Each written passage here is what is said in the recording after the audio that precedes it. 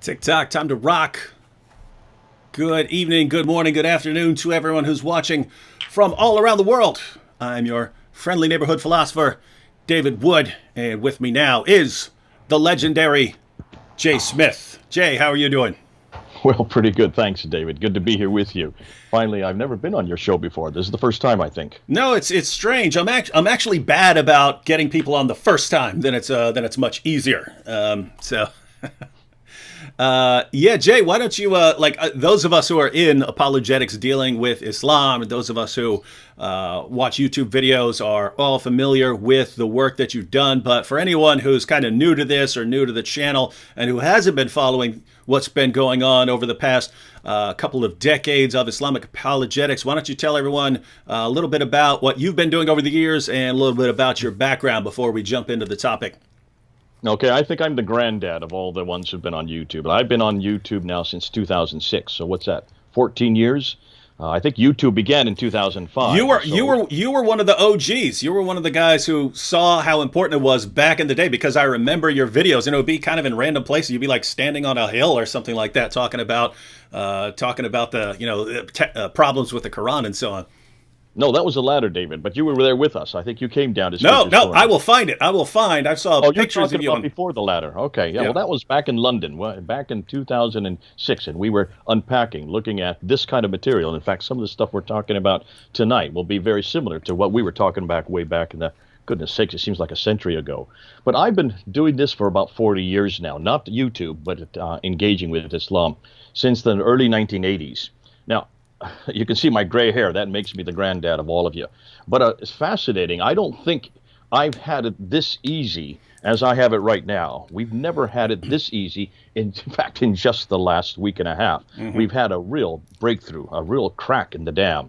For all the years that I've been working, and I've done most of my work in, of course, I grew up in India. I'm a missionary kid, and so my father were missionary, my grandparents are missionaries. So I've come from that part of the world. I've come from the Indian subcontinent, surrounded by Muslims my whole life. We have about 200 million Muslims there in northern India. And so having grown up with them, I do not fear them. In fact, I engage with them. Certainly, I've had roommates that were Muslims. I've had classmates that were Muslims. I remember we were having these discussions when I was knee-high to a grasshopper. But because I left them back in 1971, it was when I came to the States to do my undergraduate and postgraduate that I finally got my first degree in apologetics, but not Islamic apologetics. There was no such thing back then in the 1980s. And so I went to Fuller Seminary and got another master's, and that was on Islam, but still not apologetics and not. And of course, the word polemics wasn't even known. We didn't have a word like that. It was only when I left and went to Africa with my wife that we started coming across this material that was fascinating to me. We were there for about 5 years, and then we were asked to go to London. And in 1992, we went to London. And one of the first things I did was go down to Speaker's Corner. Now, Dave, you've been there, haven't you? You know what it's like. Yep, a couple times. It's volatile. It's the bastion of freedom of speech. It's the only place on earth where you can say anything you want. There's only two laws. One is you may not slag off the Queen, and you may not use any violence, which are both broken every week. But you can. This is the one place where we can take on Islam. But no one was doing that back in 1992. And for the 1990s, that whole 8 years that I was there in the 1990s, I was really the only one that was confronting Islam all alone. And boy, I got beat up. I mean, physically beat up. We would get my glasses broken. We got punched quite a bit. It was a very violent environment. There were many different. We would have ladders, these little kitchen ladders that you just stand on so you get your head above the crowd. I wasn't on those ladders. I was on the ground to begin with, because we're not taught how to do that in homiletics class. We're not taught how to engage on a ladder and to confront those in front of us, because we're told to be nice and pristine and timid and shy and Christ-like, with, blonde hair and blue eyes. And we've always been, that's all that I've ever grown up with that kind of engagement. Nothing about going toe-to-toe with these guys and these gals, and especially these guys coming from the Indian subcontinent, because the majority of Muslims in London, now remember, we have 1 million Muslims living in London, and the majority of them come from 3 countries, Pakistan, India, and Bangladesh. Well, that's where I grew up, so I felt right at home with these guys. And it was fascinating because I kept on hearing things. I would go down to the corner and I would find them, they were attacking this book, the Bible, all the time. They never had Qur'ans in their hands. They never had Qur'ans. They had Bibles in their hand with little post-it notes all the way through. Every one of these post-it notes was either a seeming contradiction or a seeming error or a seeming scientific anachronism, and they would be attacking me, and I'd never heard these kinds of attacks before. I thought I knew everything. I'd already studied under Dr. Dudley Woodbury there at Fuller Seminary. I thought I knew all the answers, but I hadn't heard these kind of questions. And of course, I knew all about the whole premise of the Qur'an. Of course, they'd always been saying the same thing about this book, their book. But at that time, there was nothing to fall back on. There was nothing to really give us any material to confront the Qur'an. That's called polemics. There was no school, no class. I had never, ever even come across anybody that knew how to confront the Qur'an or Muhammad in a public context, to go toe-to-toe with them and have in a 2-minute soundbite. So Speaker's Corner kind of formed us, and Speaker's Corner created what we're now doing today. Then 9/11 happened. 9/11 changed everything. And suddenly the narrative was not one of violence, it was now one of peace. And Islam overnight became a religion of peace, which made my job a lot easier, because now I didn't have to worry about protecting myself physically. I was on a ladder by that time because back in 1994, I got beat up pretty bad, knocked unconscious, and the police had to rescue me. And when they pulled me out, they said there were about 60 Muslims that had been kicking me on the ground, and they were concerned for my health. They were concerned for my safety. So they said, from here on out, you must stay on a ladder so we can see you. So that's why I started getting on a ladder. And in 1995, I started introducing material against the Quran. I was taking classes from Dr. Gerald Hotting. I don't know if you know that name.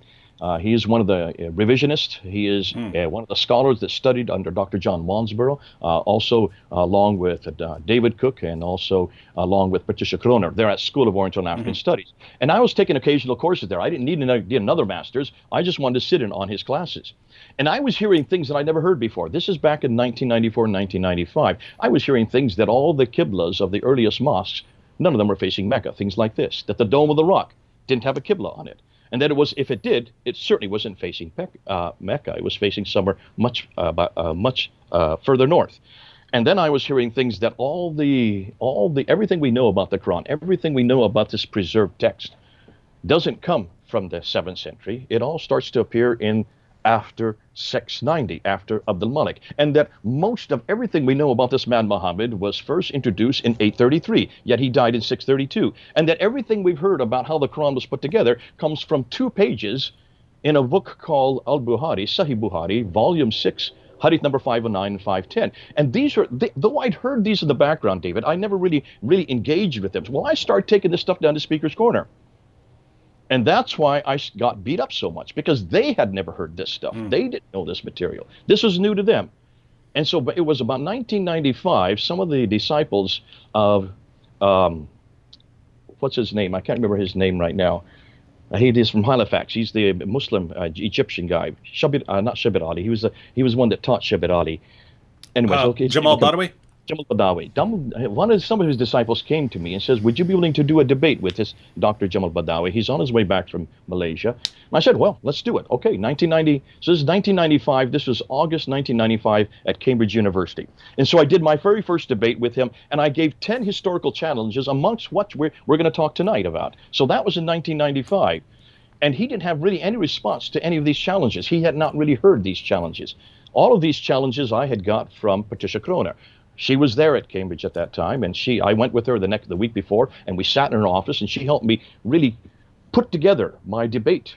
So it was fascinating to me that someone of his stature, of his ability, probably one of the best, certainly one of the best Muslim polemicists at that time, and certainly one of the best Quranic apologists in the English language, could not answer these questions. Now, we didn't talk about Qira'at so much at that time. We were talking more about manuscript evidence. But he didn't have any response to these problems, these geographical problems, the problem with Mecca. He didn't have any response to this idea that there was no reference to Mecca until 741, until the mid-8th century. If this is the place where Abraham lived, if this is the place where Adam and Eve were sent to, if this is the place where Muhammad was born and grew up, and where he moved from in 622 up into Medina, why is it that we have no reference to this place at all until the mid-8th century, 100 years later? These kind of questions he didn't have a response for. And that showed me at that time, my goodness, we've got a treasure trove here. We've got some material here that we need to work on. We've got some material here that we need to start introducing to the world. So that was way back in 1995. Well, this is 25 years later, and we're still working on it, but we've never really had the kind of response like we had this last week. And this was a gift. You were talking to me a little bit before the show, and you said, you couldn't have asked for a better gift than what was done with that interview back on June 8th. On a scale of 1 to 10, how much are we loving? How much are we loving Sheikh Yasir Qadhi and Mohammad Hijab right now? Yeah, well, this is what's fascinating, David. I mean, these two guys couldn't have really set it up for us better than what they have done. Because what we saw last week, we're talking about today's now the 19th, so we're talking about the 8th. We're talking about 11 days ago. 11 days ago, we saw two different sides of Islam. We saw two different worlds of Islam. We saw two different paradigms of Islam colliding. And what a collision it was. And I think this is what the Muslims need to hear. You've got a real problem here. Because if you have your cleric over here, I mean, if you have your academic, let's put him over here in the West. He says, and he claimed that, didn't he, within the talk. He talked about himself being an academic, and he is. No doubt about it. Well respected here in the United States and around the world. Coming from Houston, has grown up here, has an American accent. And what's more, he has gone and done what an academic should do. He's done his master's degree. He's got a PhD from Yale University, one of the best universities in the world, on this very material. And here he was. That happened 25 years ago.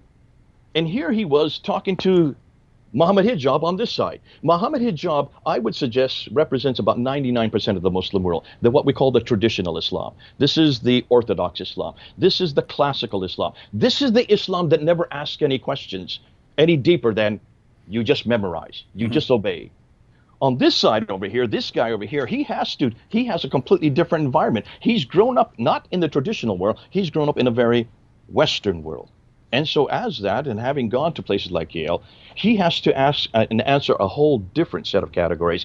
And you saw those two worlds collide. And it was cool. It was cool because Sheikh Yasir Qadhi, he was actually trying to explain that to Hijab. He said, when you're at the beginning level of knowledge, you're like, what is all this? Ahruf, Kirat, what is all this stuff? I don't know what this is.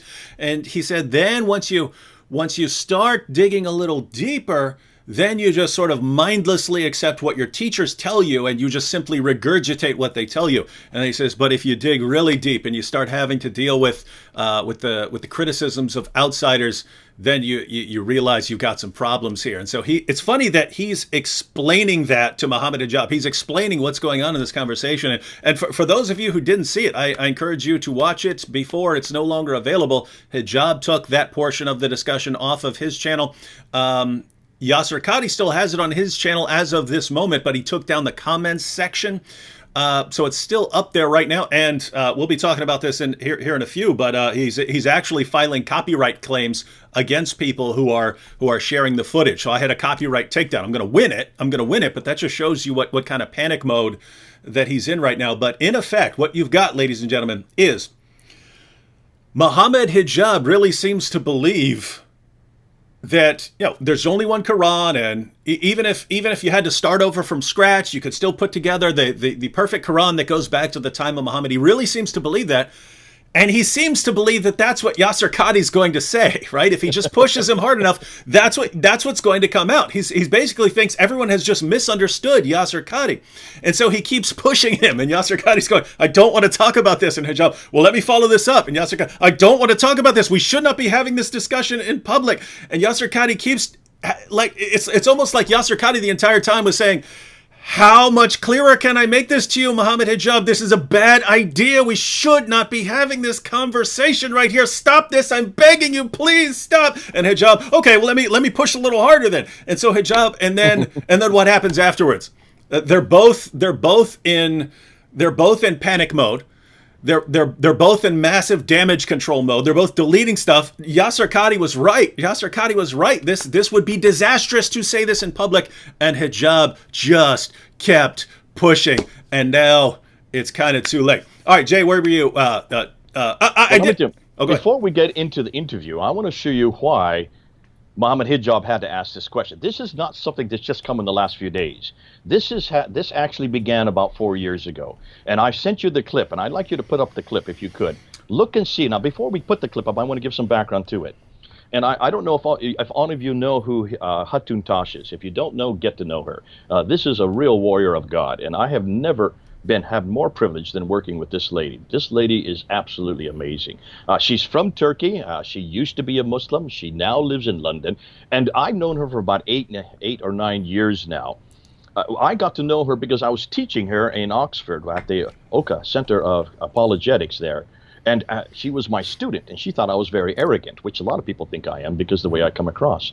And so I remember that while I was in one of our talks there, I said, listen, I'm down at a place called Speaker's Corner every Sunday. If any of you want to come down and join me, you'll have a great time down there. So she came down and never stopped coming.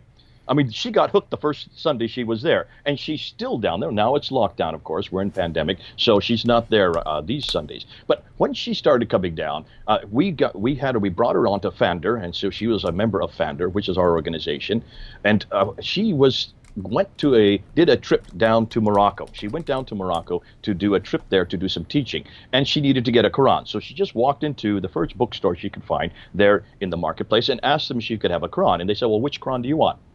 She says, what do you mean? Just any Quran. Well, which one? Do you want Hafs? You want Warsh? And they said, what do you mean Hafs and Warsh? I thought there was only one Quran. They said, oh, no, there's quite a few different ones. We have about, I don't know the whole dialogue, but he said there are numerous ones that we have here. She says, well, give me the first one you have. What's the most popular one here in North Africa? And they said, here, the Warsh. So she took the Warsh, and she came home back to London. And then she now listen, this woman doesn't even speak Arabic. She's not Arab. She's Turkish. She's never had Arabic. But all she needed to do was put the two Qurans side by side. And then she just went from page to page, and she just compared what the two Arabic words said.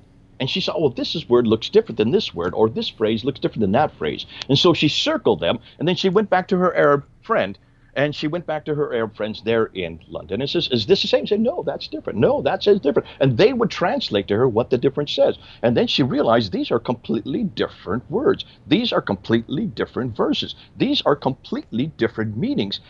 In some cases, these are completely different theologies. And she came to me about it and says, yes, well, I do this. We heard this in seminary. I remember hearing this under Dudley Woodbury, that this was a problem. But I had never really done what she had done. And really, no one had really done in our experience. I didn't really come across who had someone who had done it. So she started sending out the message to all her friends all over the North Africa and in Morocco and Yemen and Jordan to ask them to go to the local bookstore and look. And she started getting all the different names. So she said, I want Nafi, I want Ibn Kathir, I want Abu Binir, I want Ibn Amir, I want Asim, Ibn Ali Abi al-Najud, I want Hamza al-Zaklat, I'm looking for al-Kisai, I want Abu al-Jafar, I want Yaqub al-Yamami, and I want Khalaf. Those are the 10 major ones. She wanted to look for those 10 major ones. And then she started getting them. They only cost a few dollars. You can buy them in all these bookstores. These are not in the Nile River like what the Muslims thought they would. The ones that were in Cairo were thrown into the Nile. You cannot get rid of these Qurans just by throwing them into the Nile back in 1924. And so she came across 10 of them, but she didn't stop there. Then she started getting ones named Qalun and Al-Bazi and Al-Duri, not just one Al-Duri, 2 Al-Duris. And then she finally came across, and she'd already had the Warsh, and she had the Kunbul, and by the time 2015 rolled around, 2016, she had 26 of these different Qurans, 26 of these different Qurans. And she was giving them to all her Arab friends, as many as she could, and they were looking and they were finding all these differences. And they were finding not a few differences, they were finding hundreds, not hundreds, thousands of differences. So we talked about it, and I said, why don't we take these down to Speaker's Corner? Let's just hold them up.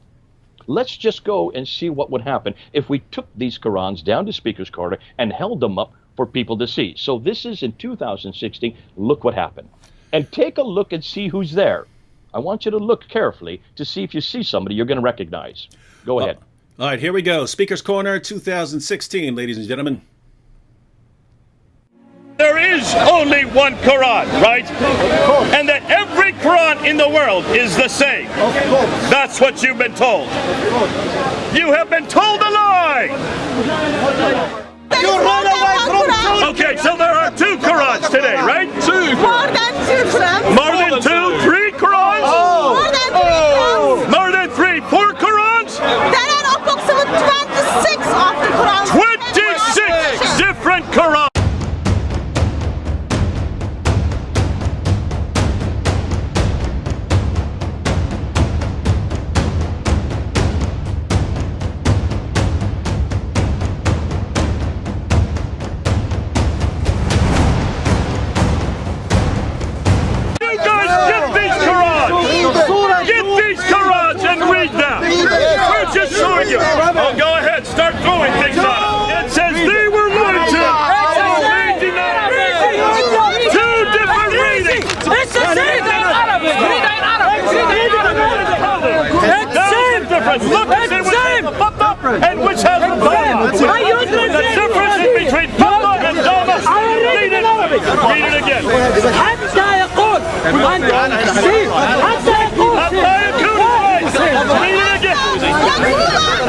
The prophets fought, but by the time you get to the horse, they were killed. That is a huge attention. Don't give up. Your faces, Muslim people, your face come here.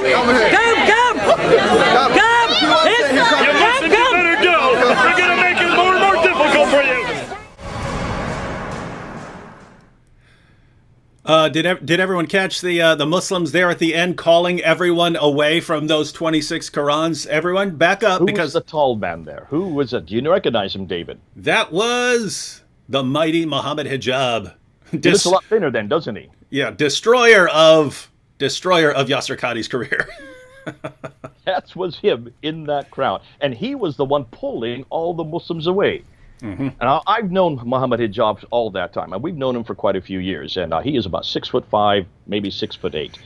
He's got. I'm 6'3", and he was towering several inches above me. So he is in the 6'7", 6'8" range. He's a giant. When he comes and takes me on, I'm on the ladder, he's on the ground, and his face is right next to mine. I mean, that's it. He doesn't need a ladder. And we've done a few debates there. If you go up on Fander Films, you will see a debate that he and I did, and he's just sitting there going like this, showing his muscles.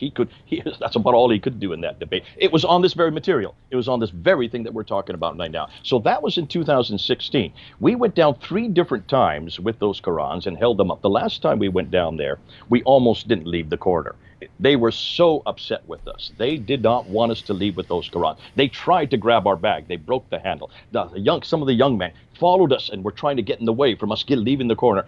It was such a catharsis for them. They had never come across this before. And as I looked at these young men, you could see that they were having panic. They were having a crisis. And I suggest that Mohammad Hijab was in panic mode as well. He was having a crisis. And he has still been in crisis for 4 years. And that's why I can't prove it, but I think that's why he wanted Yasir Qadhi to put this to rest. Because 4 years now, no one has been able to answer the question that he couldn't answer back then in 2016. He had to pull them out of the crowd. He had to say, come to me, come to me. What would he have told them?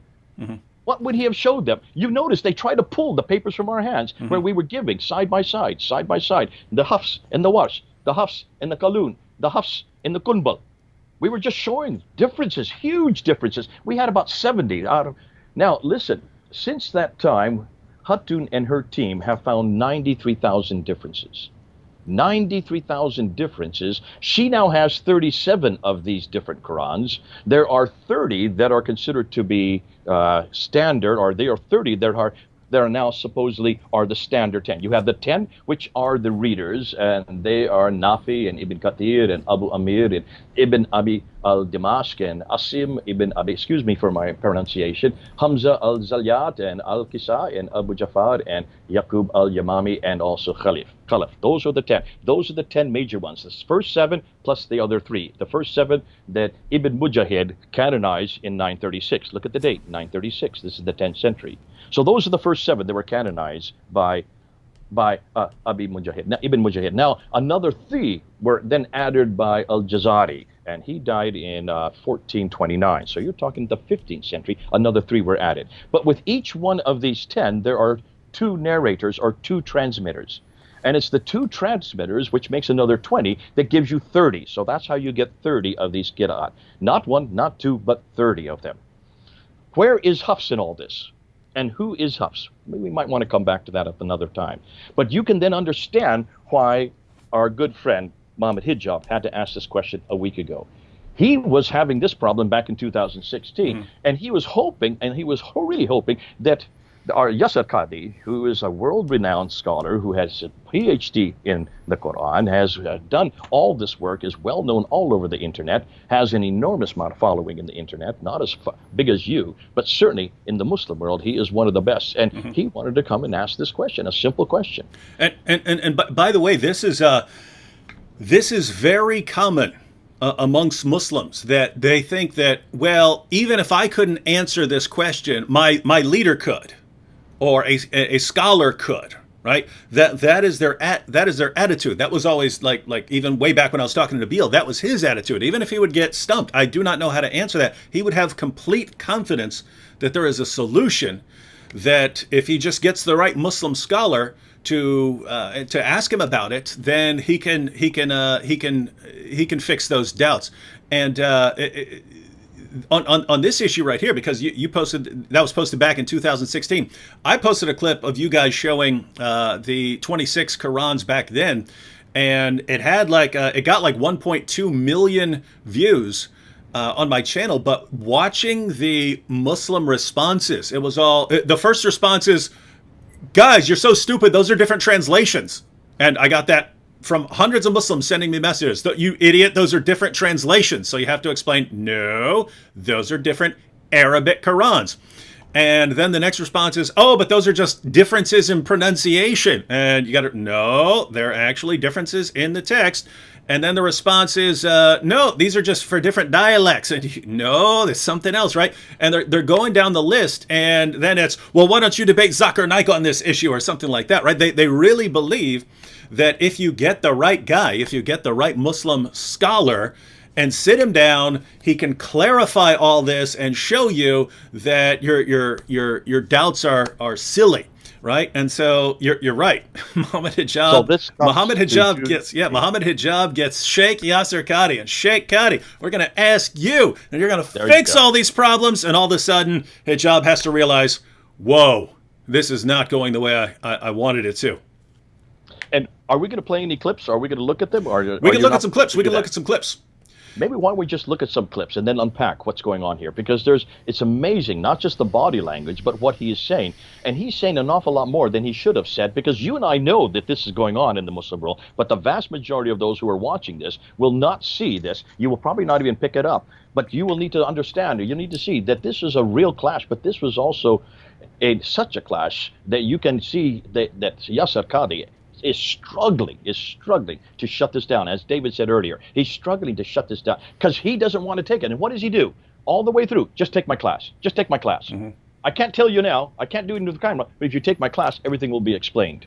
So let's go show some of these clips. Yeah. And let's see exactly how they dealt with this material. And that was the main complaint, because you had the Muslims who are saying, "Hey, you're shaking my faith here. You're shaking my faith." You had the Muslims who are saying that. But then even the Muslims who weren't saying that said, in effect, Yasir Qadhi, you raised all these doubts and said there are all these problems, and then you offered no solution to any of the problems. So you just left people with doubts and problems. That's all you did. Why did you say anything? Because he could have just said, "I don't want to talk about this," and not said anything. But he says a lot more than that. So this is actually still, I would have played my own compilation, but unfortunately, Sheikh Yasir Qadhi had it removed. He might have this video removed through copyright takedown for just posting these clips. I don't know. He seems to be on a rampage to remove content. But this is actually the first video that sort of brought this to everyone's attention from Islam Critiqued.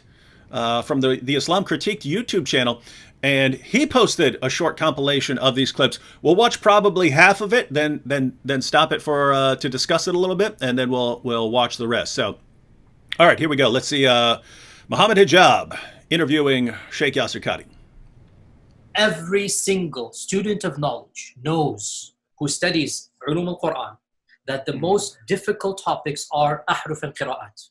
And the concept of ahruf and the reality of ahruf and the relationship of the Uthmanic Mus'haf with the ahruf and the preservation of the ahruf. Is it 1? Is it 3? Is it 7? And the relationship of the qira'at to the ahruf. This is a topic that when you're the beginning student of knowledge, you're like, what is all of this going on here? When you go a little bit more, you learn to simply memorize what your teachers say and regurgitate it out. And you don't fully comprehend. When you do a deep dive is when things get very, very awkward and difficult. And this isn't new. This is from the time of the Sahaba. This is not a joke, brothers and sisters. The issue of ahruf and qira'at caused confusion to somebody whom the Prophet ﷺ said, if you want to listen to the Quran directly, listen to Ubay. Ubay is not some even average Sahabi. He is the Qari of the Quran. He is the master. He is who he is. And he goes, فَدَخَلْ فِي نَفْسِي شَكْ. What is all of this stuff? Again, this is you are asking some very honest questions. It's the first time I'm saying these things. Many people are aware who listen to my lectures that I've mentioned the crises that happened to me at Yale. This was the issue. That the issue of ahruf and preservation and qira'at and relationships between them, these are very, very difficult issues. And the most advanced of our scholars, they're not quite fully certain how to solve all of the unanswered questions in there. Here's the point. These issues should only be discussed amongst people who know what the qira'at are and who understand some of these questions that are being raised. So is what you're saying the shak that came, or not the shak, but the crisis that you... That's a good spot to pause it right there, and then we'll go back and continue. But yep, I do not believe that was the answer that Mohammad Hijab was expecting. Could you go ahead and explain this to us? Yes, of course I can. There's only one Quran, perfectly preserved, right down to the letter, and yeah, there are the ahruf, and those are just some different dialects, so that's not a problem. And basically, there's no problem whatsoever here. One Quran, perfectly preserved, something along those lines. And Sheikh Yasir Qadhi just didn't go there. We have plenty more from Sheikh Yasir Qadhi. But Jay, what would you like to say about what you just heard from Sheikh Yasir Qadhi? Yeah, this is fascinating because what you're hearing Qadhi say, this is the most difficult issue for us to have to deal with. And what he's talking about, you have to go back to these two different. This is from Al-Bukhari, Volume 6, 509, and Al-Bukhari, Volume 6, 510. So there's two different hadith here from two different periods. This is what happens to the Quran. This explains how the Quran was put together in 632. So this is the Abu Bakr Quran. And this is the one that explains how the Quran was then redone in 652, roughly 20 years later under Uthman. So this is Abu Bakr, this is Uthman, 2 pages apart. And this is what all Muslims have to go to know how the Quran was compiled. And what Yasir Qadhi is saying, when you go back here, you will notice that at the very beginning, Muhammad had died. He died in 632. The Quran had not yet been compiled. There was no Quran. It had been memorized by many of the Sahaba, and there was parts of it that had been put on stone, bone, and pieces of bark and things like that. But it had not been written in any codified form. In 632 to 633, there was a battle called the Battle of Yamamah, when about 70 of those who had memorized it were killed. And so this became a crisis for Abu Bakr and Umar. Abu Bakr was the caliph at that time. And they realized that if any more people died, they wouldn't have any Quran for them to go on, because you need to have people who had memorized it to retain it, to preserve it. So they called Zayd ibn Thabit. Now, David, who is Zayd ibn Thabit? Well, he's the secretary of Muhammad, right? That's the man. Oh, but by the way, I wanted to just give you a quotation on that, just in case anyone's doubting what you just said about the people dying in battle. This is get the quotation here, and then Jay can continue. Ibn Abi Dawud's Kitab al-Masahif. Many of the passages of the Quran that were sent down were known by those who died on the day of Yamamah, but they were not known by those who survived them, nor were they written down, nor had Abu Bakr, Umar, or Uthman by that time collected the Quran, nor were they found with even one person after them. Now Muslims, do you realize what they just said? Many of the passages of the Quran that were sent down, so sent down through Muhammad, were known by those who died on the day of Yamamah. So they were known by the people who died in battle. But they were not known by those who survived them. They weren't known by anyone who survived. Nor were they written down.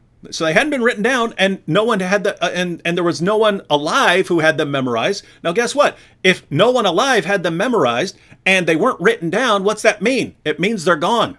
It means they're gone, right? Nor had Abu Bakr, Umar, or Uthman by that time collected the Quran. Quran had not been collected yet. Nor were they found with even one person after them. Now, guys, just think about how amazing it is when you run up to us and you say, perfect preservation, right down to the letter from the time it was revealed to Muhammad. And then we start going through your sources and we found stuff like this. Yep, passages were lost. Passages were lost. And what are you Muslims going to say? Nope, everyone had, or hundreds of people had it memorized. It could have been lost. And we read this and it's like, you're telling us something completely different from what your sources say. Your sources say very clearly, passages were lost. They were never found again.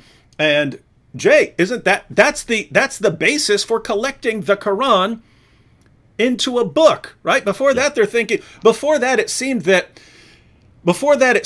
you know, writing these things down on like rocks and leaves and bone fragments was more like an aid to memory, right? Like you wanted to write something down on a leaf so that you could go back to your tent and memorize it, but they're focused on memorizing it and reciting it. And then it gets to the point where people are dying in battle, and they're the only people who have passages memorized.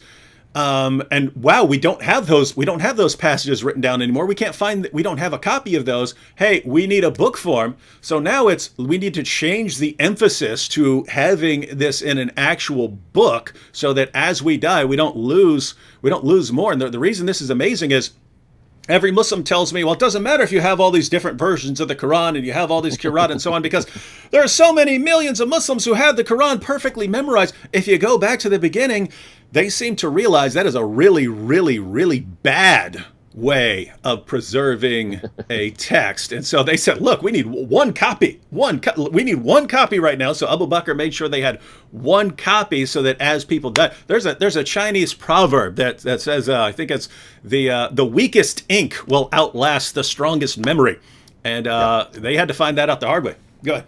And this is very great that you bring it up, because there's an awful lot of Muslims that say, well, yes, they all memorized it. That's all they needed was the memorization. It's obvious to Abu Bakr and Umar the memory wasn't good enough. This caused the crisis so much so, and we know that 70 were killed at the Battle of Yama. If just 70 dying caused this kind of crisis, that they had to have it written down, that suggests that memory isn't good enough. And we all know that. Literally, that's a no-brainer. So here they have, back in 632, they put together this one copy. Zayd ibn Thabit does it all by himself. He gives it to Abu Bakr, who gives it to Umar, who gives it to his daughter, who is the widow of Muhammad. Her name is Hafsa. And what does she do with it? Well, she sticks it under her bed.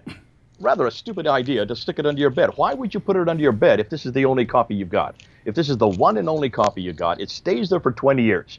Let's now jump to this one here. And this is where Yasir Qadhi, and this is where Shabir Ali, back on May 19th, came apart. Because this is not the first person that came up with a video. Shabir Ali came up with a video on May 19th, where he tried to help us unpack this part. The Uthmanic recension, the second Quran. This is the second Quran. And there was a problem by Hudayfa. Hudayfa says, listen, there's all these people in the Shams. Shams means the people in the north. Shams means the people in Syria and Iraq. Hold on to that. We're going to come back to that. These people who are up here in the north, they are not reciting it the same way. And we're going to have a problem like the Christians and Jews have. We're going to have many different books. Therefore, we need to get one final copy. So Uthman gets Zayd ibn Thabit, wakes him up after 20 years, and he says, okay, I want to give you 3 other guys, Zubair, Alas, and Harith, and the 4 of you are going to rewrite this Quran again. Go and wake up Hafsa, get her copy, get it from under her bed, and then take that copy, and notice what he says next. You must write it in the Qurayshi dialect. So here is a dialect called the Quraysh. What is the Qurayshi dialect? This is the Qurayshi dialect that Muhammad would have used. This is the dialect that he would have spoken in Mecca and Medina, the Hijaz, the central part of Arabia. Not the Shams, not Syria, not Iraq. This is supposed to be the Qurayshi dialect of Mecca. Am I correct? Yep. Pretty obvious to me. Well, let me ask you this, David. How do you write a dialectical form? How do you write a dialect in a consonantal text? Because remember, the Arabic is only consonantal. It doesn't have any vowels.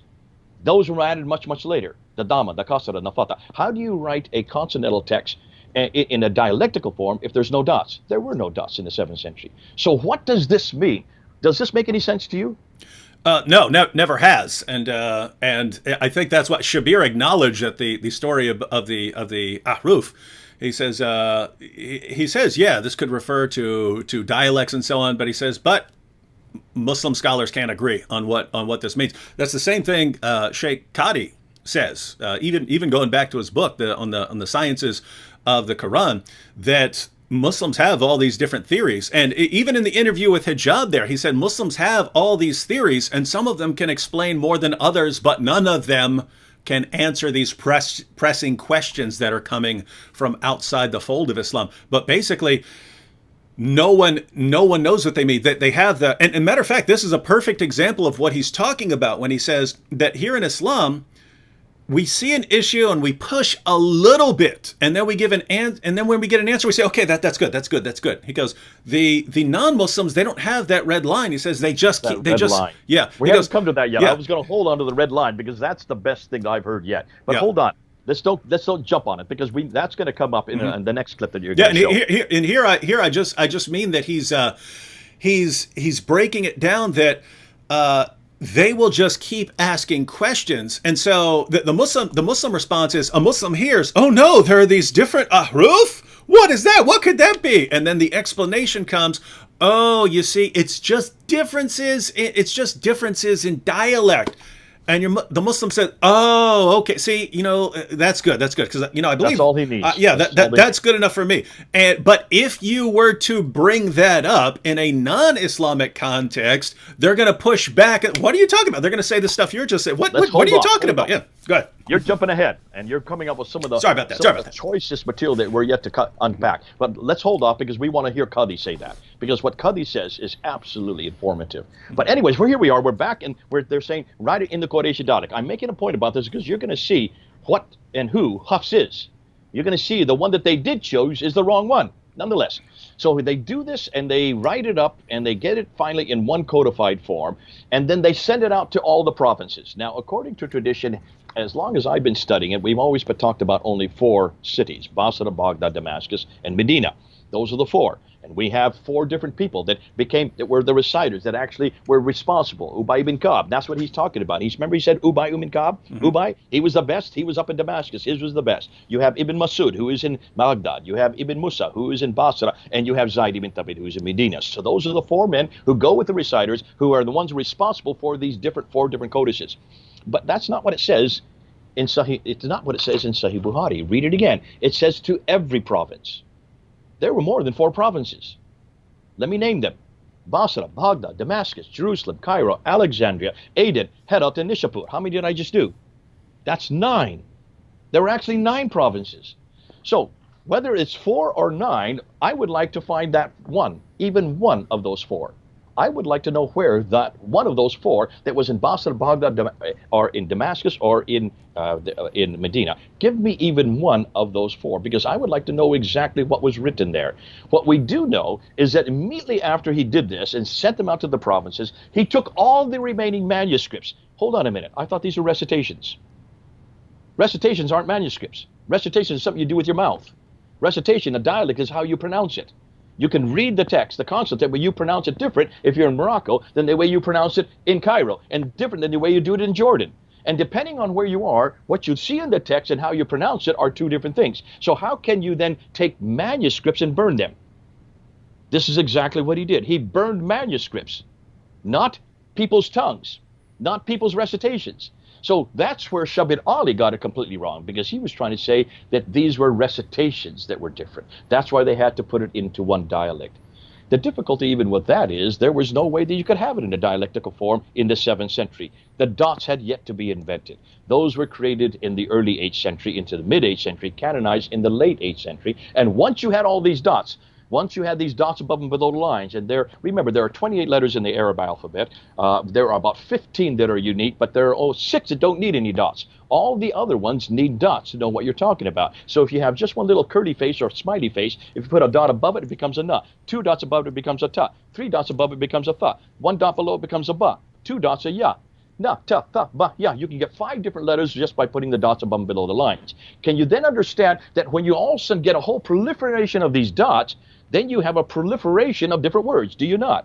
And that's why when you start getting the dots and start to make these dialectical differences, you're going to have many different variations on where those dots go. If you just take 3 little words, 3 letters together, not words, just 3 letters together, and put dots above and below the line, you can get anywhere from 19 to 33 words, just from 3 letters put together. Can you then understand then why this became a real dilemma in the late 8th century? And why then they needed to find out where they're going to put these dots. How are they going to put the vowels? Because then the vowels were invented. That's the dama, the u sound. That's the kasra, the e sound. That's the fatta, that's the a sound. There are only 3 vowels, short vowels, and they're elongated as well. Those 3 vowels were there invented in the 8th, possibly the 9th century. Once they had the vowels in place, then you could put them all over the place, and you get many, many different variations. And that's where the problem with Qira'at comes. The Qira'at comes in which school, which reader, which one are you going to follow? Which set of dots and vowels are you going to follow? And that's why we now have first 7, and then 3 more, which is 10, and then another 20, which makes 30, that were then came into existence by the time of the 15th century. But this is fascinating, because what we have been told and what they all tell you is that this all happened in the time of Muhammad. Remember that story of Umar hearing the recitation from one guy that's different than what he had been told. He grabs him by the shirt and he drags him into Muhammad and he says, listen to him. And Muhammad listens to him. And Muhammad said, well, that's okay. That's fine. It's been given in 7 ahruf, 7 qira'at, 7 different readings. That happened at the time of Uthman. I'm sorry, that happened at the time of Muhammad, right? Mm-hmm. Where do you get that story from? Who is the one that tells you that story?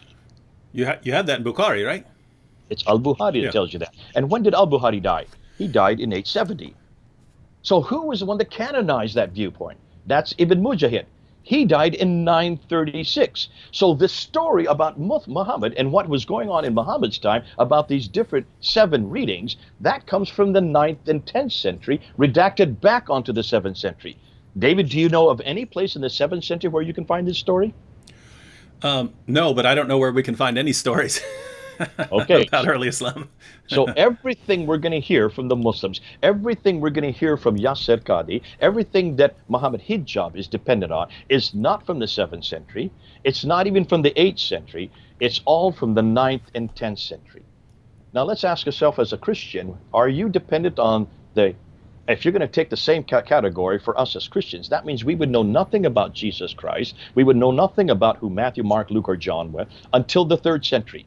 How would you defend Jesus Christ or the crucifixion or the resurrection if you only had people that were first writing it down in the 3rd and 4th century for that which is happening in the 1st century? How could we defend that? We don't use any 3rd century sources. We only use 1st century sources. Absolutely. Mm-hmm. Now, why is it that we haven't pushed this onto the Muslims? Everything they're going to tell us comes from the 9th and 10th century, but nothing comes from the 7th and 8th century or the early 8th century. And that's why when Yasir Qadhi says that this created him a crisis of faith, I don't think he has yet to know what the real crisis of faith that's coming for him. And that we're going to get later on when we bring someone else into the whole picture. But let's go ahead and show the next picture, because the next picture, the next clip, I think is where we're really going to start unpacking the real problem that went on in that interview. Oh, real quick before we move on, Silent Noisy here said, "You are shaking my faith," but spelled shake, like shake Yasir Qadhi. Shaking my faith. Anyway, I wanted to put this up before I forgot it, because that would be a funny title for a video or something like that. Shaking my faith.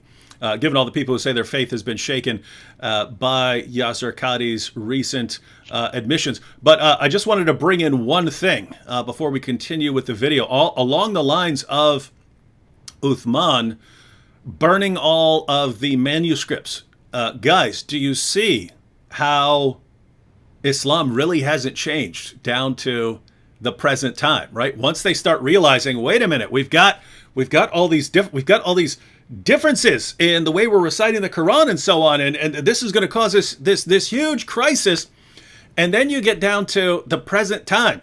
So you're talking almost 14 centuries later. Sheikh Yasir Qadhi admits, guys, come on, we need to get past. There's definitely some problems with our perfect preservation belief that many of you Muslims have. Once you start digging a little deeper, you find out you got some major problems. Then it's not really answering the questions. And what's the response from Islam? You need to delete that footage. You need to start blocking. You're destroying everyone's faith. It's better to lie about it and pretend that none of that is there, so that you don't hurt our confidence. And just to show you how bad this is right now, just to show you how bad this has gotten. This is I wanted to share this copyright takedown here. So this is a copyright strike.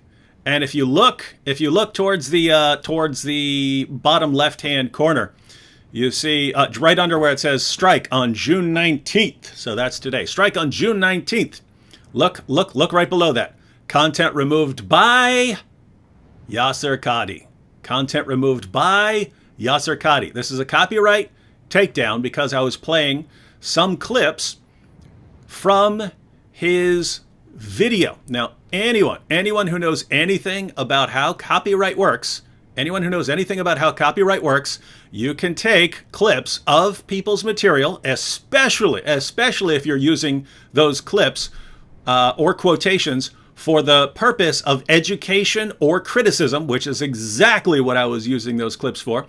You can't just take like an entire lecture or something like that and post it yourself, but you're allowed to use excerpts and to use clips, quotations, and so on. I mean, think the way Yasir Qadhi's moving. If you simply quoted something he said in a paper or something like that, he could say, "Oh, that's my copyrighted material." No, in the West, people have always understood if you were to stop people from being able to respond to one another and take clips of other people and quote people, if you were to stop that, you're basically shutting down open discussion of ideas. So they put the concept of fair use into law, meaning if you are using clip, you're not using the entire thing, you're using portions of it for purposes of education and criticism and so on, you're allowed to do that all day. So notice, that is exactly what my video was. This would be laughed out of court if it were brought into court.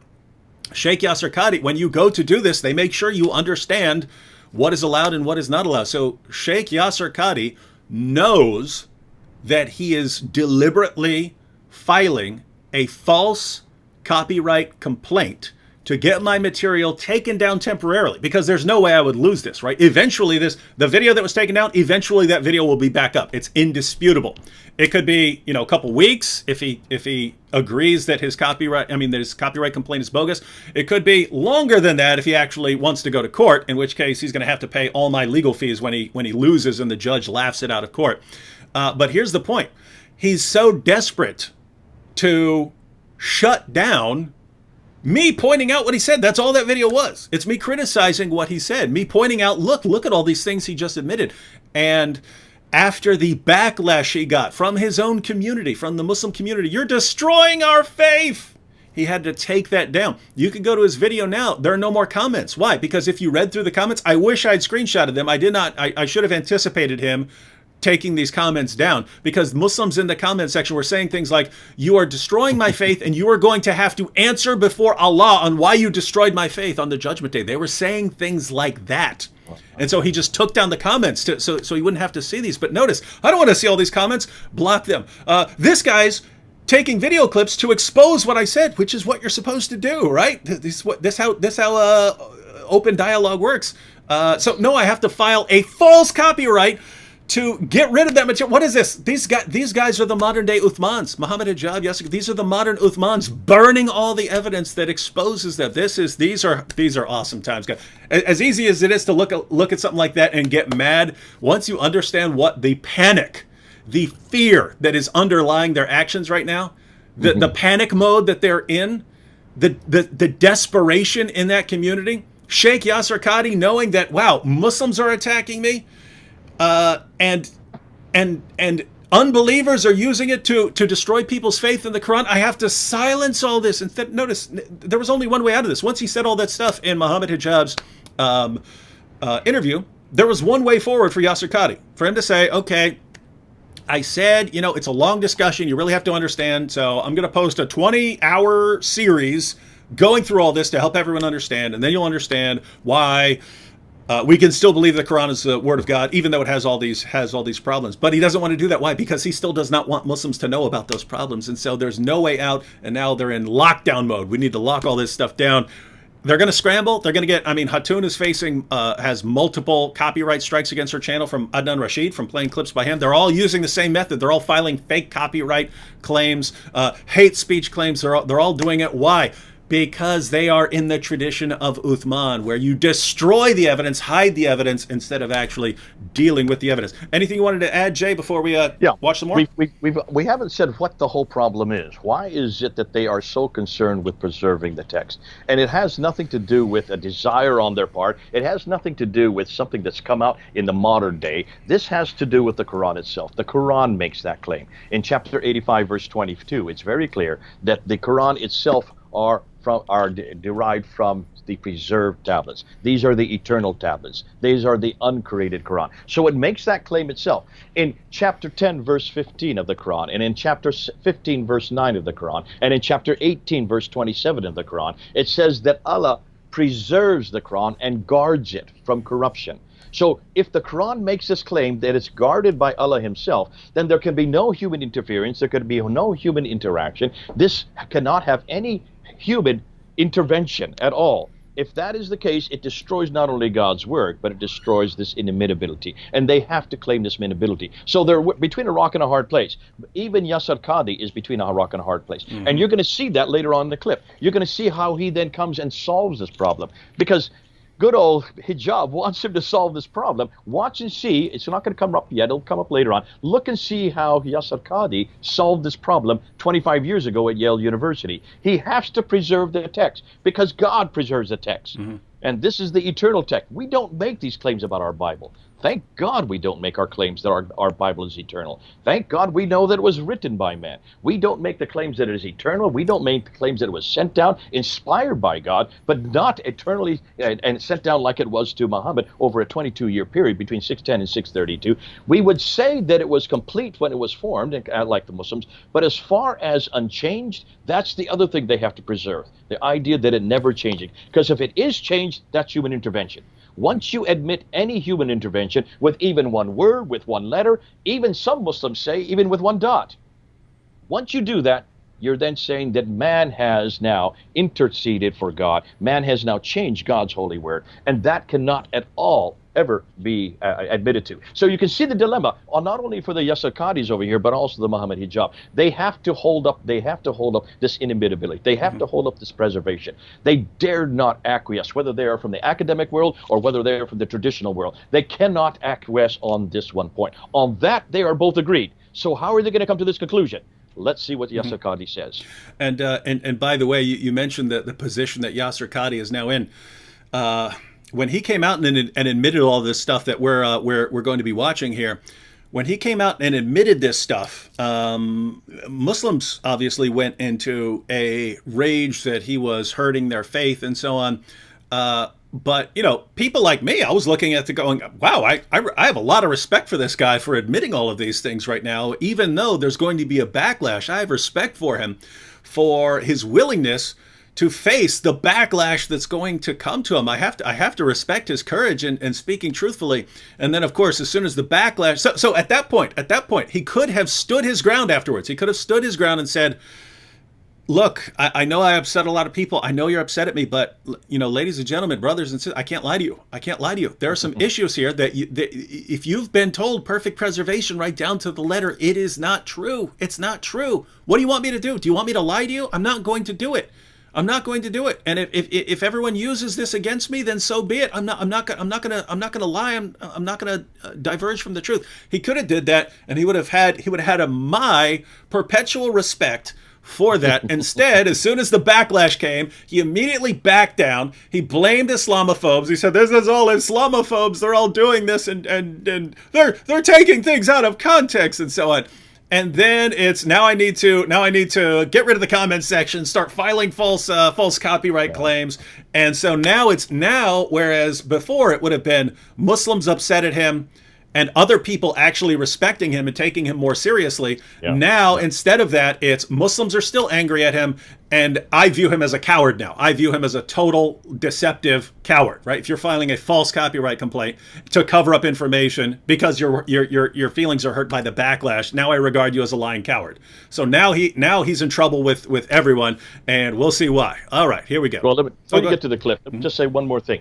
At Speaker's Corner, one of the things we were always told is that you don't want to get a very tall ladder, because the higher the ladder you stand on, the further you're going to fall. I get it. And I think this is the problem right now with the Quran. When you have these verses like chapter 10, verse 15, chapter 15, verse 9, and chapter 18, verse 27, the Quran itself has put itself on such a high pedestal, it's put itself on such a high level, that it is easy for now to destroy that. And that's why I feel sorry for Muslims. I feel sorry for the Yasir Qadhis. I feel sorry for the Muhammad Hijabs. They are in a dilemma here, because they've got to argue preservation. They dare not leave that one text, because if there's any notion that there is any human intervention, it destroys the Quran. If it destroys the Quran, it destroys everything they believe. This is at the foundation of everything they believe. Remember, everything that Muslims go to is one book modeled by one man, the Book of the Man. You've heard me do this many times, David. Book of the Man. You've got to go to that book. You've got to go to that man. And what we're seeing here is the book starting to crack.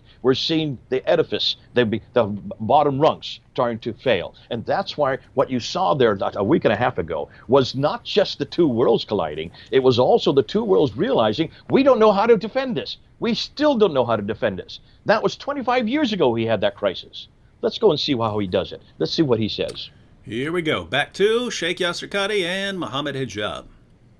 Was in relation to this question of the relationship between the ahruf and the qira'at, basically. No. The crisis I had wasn't that. The crisis I had was, well, yeah, wait, that was what generated. But what was the crisis? The crisis was very simple.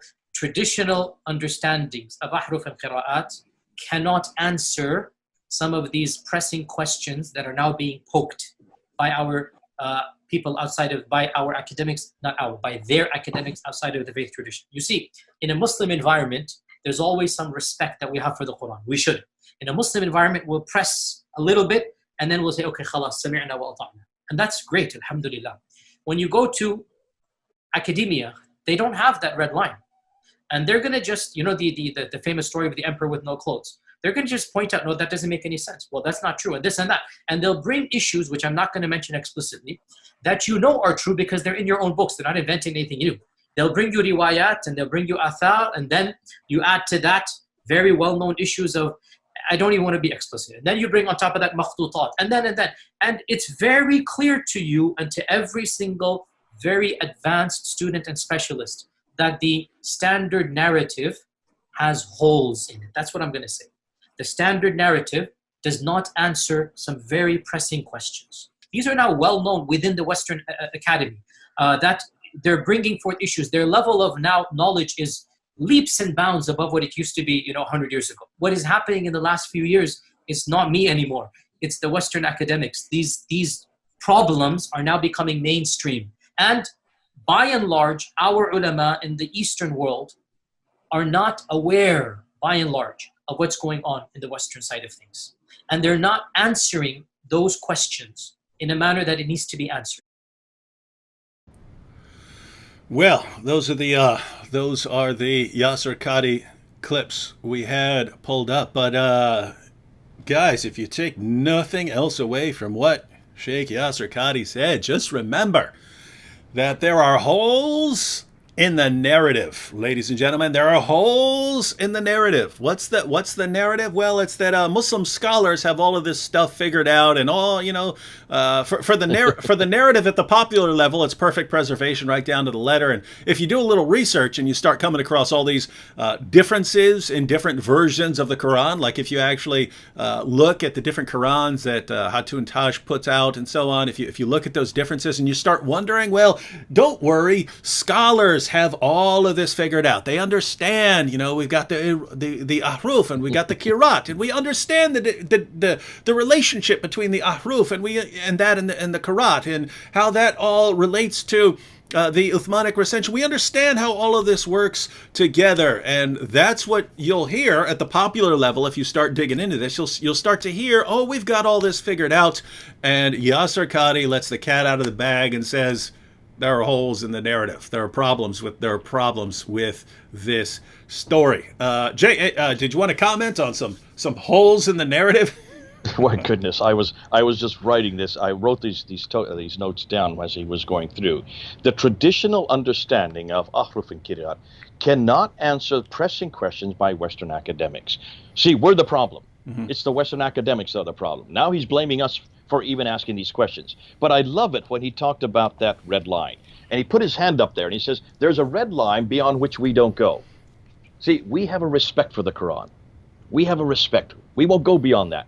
We just accept that there are different traditions. We just accept that there are different get-off and different ahrus. We don't ever ask this. But see, I live in the West. I live in America. And here, the West, they go beyond that red line.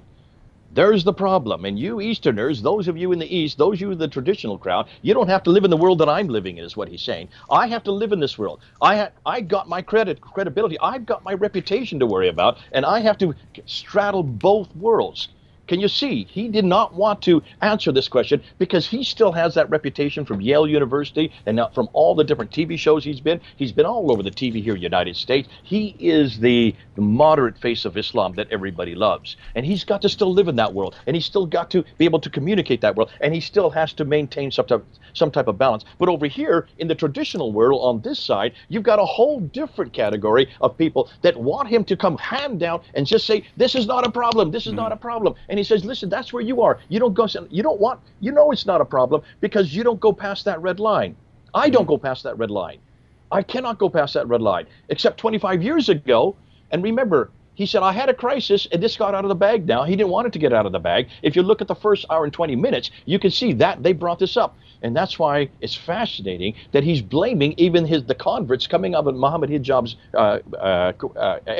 from his material, his converts there in London who are causing this problem. He didn't want people to know about this crisis.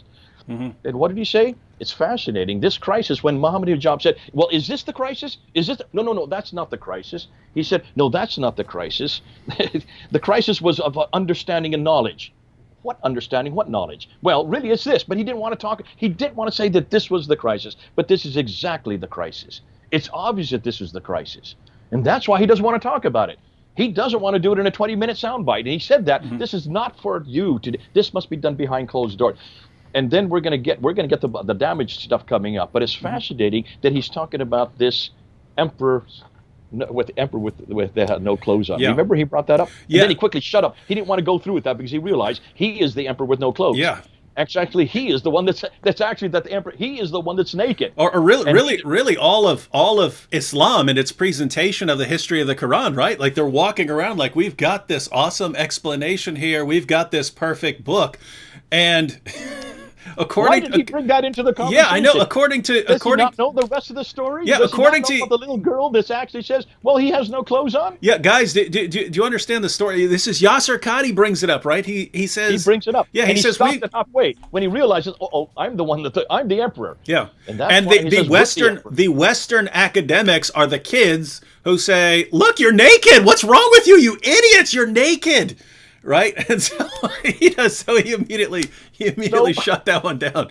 He shut it down. He didn't want to go any further. He realized, I can't say anymore. The camera's on me. Yeah. I better not say anymore. I'm going to be seen naked. But then he goes on and then he talks about, he says, the academics, they don't have these issues, which we have. And I say, yes, that's absolutely true. Yasir Qadhi, you live in America. We are Judeo-Christian society here. We ask everything. You look at this whole idea of criticism, this whole idea that has to do with redacted criticism. We're talking about source criticism. We're talking about literary criticism. Where do you think those were invented? They were invented on this book. All those criticism, the whole historical critique was all created on the Bible. As Christians, we've always opened our Bibles up to criticism. Who do you think Wellhausen is? He was a Christian. What do you think the Tübingen School was doing in the 1800s in Germany? They were doing the whole documentary hypothesis. It all came about the Bible. The Bible has always been put up to criticism. The Bible, we've always allowed it to be criticized. Our Lord Jesus Christ, he himself put himself up to criticism. He wouldn't let anybody defend him. Even the one time that Peter took out that sword to defend him in the Garden of Gethsemane, what did Jesus do? He turned towards Peter and says, put away your sword. I don't need that kind of defense. I don't need the sword to defend me. He who lives by the sword dies by the sword. That's in Matthew chapter 26. And you can see this kind of criticism is something that Christianity has dealt with for 2,000 years. And that's why when you come to a Judeo-Christian environment like we have here in the West, our schools are based on that kind of critical thought. Our whole Bible is the one that created that critical thought. You would not have historical criticism or redacted criticism or source criticism, any of these criticisms without the Bible. And that's where our good friend Yasir Qadhi has had to do his schooling. And here he was at Yale University 25 years ago, and he started hearing these claims and these criticisms of something as simple as Qur'an. That is not very damaging. That is not very difficult. He's going to find out there's much more difficult things way beyond the Qur'an that we're going to introduce tonight, that Dan Brubaker is introducing. Once he gets to that, let's see what crisis of faith he's going to have then. But remember, we don't go beyond that, he says. We have a respect for the Quran, and I think there's the problem right there. It's that respect that we're saying, hold on a minute, that respect makes you naked. You're the emperor with no clothes, because you've got to ask these questions of your Quran. When you make claims that there was one complete Quran that was put together, and I don't want to jump the gun right now. I want to wait to that, because we need to wait till we get to that part later on in this talk. But I think this is revealing that he is finally saying that it's very clear that the standard narrative, that's the standard narrative, that's the traditional narrative, that's what you guys have in the East, that's what you have been working with for over 1,000 years now. Remember, this Qur'an is over 1,000 years old. The Qur'ans were all created in the 8th and 9th century. We're now in the 21st century. It's the standard narrative has holes and cannot answer some of the very pressing questions. Westerners' level of knowledge is leaps and bounds above what it used to be. We can no longer sit there and even answer them. And that's why it's fascinating where he's going to finally go to get his answer. This is not hidden news. He was saying, listen, are you listening to me? This is not hidden anymore. By and large, you Eastern West ulama scholars, you Mohammad Hijab, and remember, Mohammad Hijab is not a scholar. I don't know of any degree that Mohammad Hijab has done. This guy is not a scholar. Yasir Qadhi is. But he's talking about the ulama in the East. These people in Medina, in Mecca, these people in Al-Azhar University, there in Cairo. These are the ones he's talking about. By and large, you scholars are not aware of what's going on here in the West. What I have to deal with. I'm in a different world. I have to deal with this. You don't have to deal with this. Therefore, this is the most difficult problem for me. Amazing. Mm-hmm. And I agree with you, David. I thought, gosh, this guy is actually honest. Mm-hmm. This guy is actually saying, can you hear what I'm saying, Mohammad Hijab? Please don't ask me this question. This is not something I want to get into, because I've had to deal with this for 25 years. Now, I was hoping that he would have an answer after 25 years, and so was Muhammad hoping that he would have an answer after 25 years. Mm-hmm. Let's go and see what Muhammad does next, because what Muhammad does next is absolutely revealing, because you can see he is pleading with Yasir Qadhi to come up with an answer. And let's see what he does. Let's play the next clip. Actually, I don't have that clip pulled up. Okay, well, let me just tell you what happens next. Are you talking about if you had a blank mushaf? Yeah. He puts out his hand. Yeah. He says, he doesn't do it once. He does it 4 times in that clip. I counted it this afternoon. I wanted to make sure that I find out. 4 times he asked Yasir Qadhi, what about that if I give you a blank sheet right now, what are you going to write on it? What are you going to write on it? Is this going to be Hafs? Is this going to be Warsh? Is this going to be Kunbul? Is this going to be Nafi? Is this going to be Al-Duri? Which one are you going to write? Which one of these is the one that goes off? It's not an easy answer. That's exactly what Yasir Qadhi says, right? So notice it should be yes or no. That's exactly what he says. He goes, I feel like. Notice he says I feel like. He goes, I feel like it should be an easy answer, right? Because guys, do you understand what he's saying? After all of the stuff, and Sheikh Yasir Qadhi saying, okay, well, look, man, we got some problems here, and Muslims think we can deal with it, and we can't, and we got some huge issues here. Muhammad Hijab throws what he thinks is this softball that's gonna undo all of the damage that just happened, all of the damage that was just done. Because this is what I always hear from Muslims. I always hear, well, even if you just wiped all Qurans out, we have so many people who've memorized the Quran, we could just take a blank paper and we could just write it all out, and we'd have the perfect reflection of what goes back to Muhammad. So Hijab rolls with that theory. Hey, if I gave you a blank book right now, could you write out the Quran that goes right back to Muhammad? And Yasir Qadhi, not an easy answer. Hijab, well, it should be an easy answer. It's not an easy answer. You're pushing me. Don't push me on this one. And it's And he says something that's very revealing. And I see you don't have the clip, so let me just go ahead. I wrote it down. He says, this issue of Qira'at has troubled Muslim scholars from the very beginning. And he says, we are a group of 15. There are 15 of us that are now discussing this. So this is 25 years later. He had this crisis there in Yale. And now 25 years later, he is now getting 50 scholars, 15, to go and try to come up with some type of answer.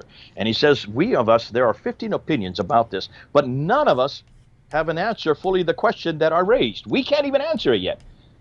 And he goes on and says later on that he has been spending the last 25 years, especially the last 10 years, he has been going deep. He talks about that, going deep into it. And then when Muhammad Hijab says, okay, well, what about that blank piece of paper? What are you going to put on it? He says, don't talk about it now. After this recording, we can talk about it. And why don't you take my class? Because if you can take my class, there you can find the answer. It's fascinating. We cannot answer this question in a 20-minute interview. Thus, I have never brought this topic up myself, he says. Well, isn't that interesting?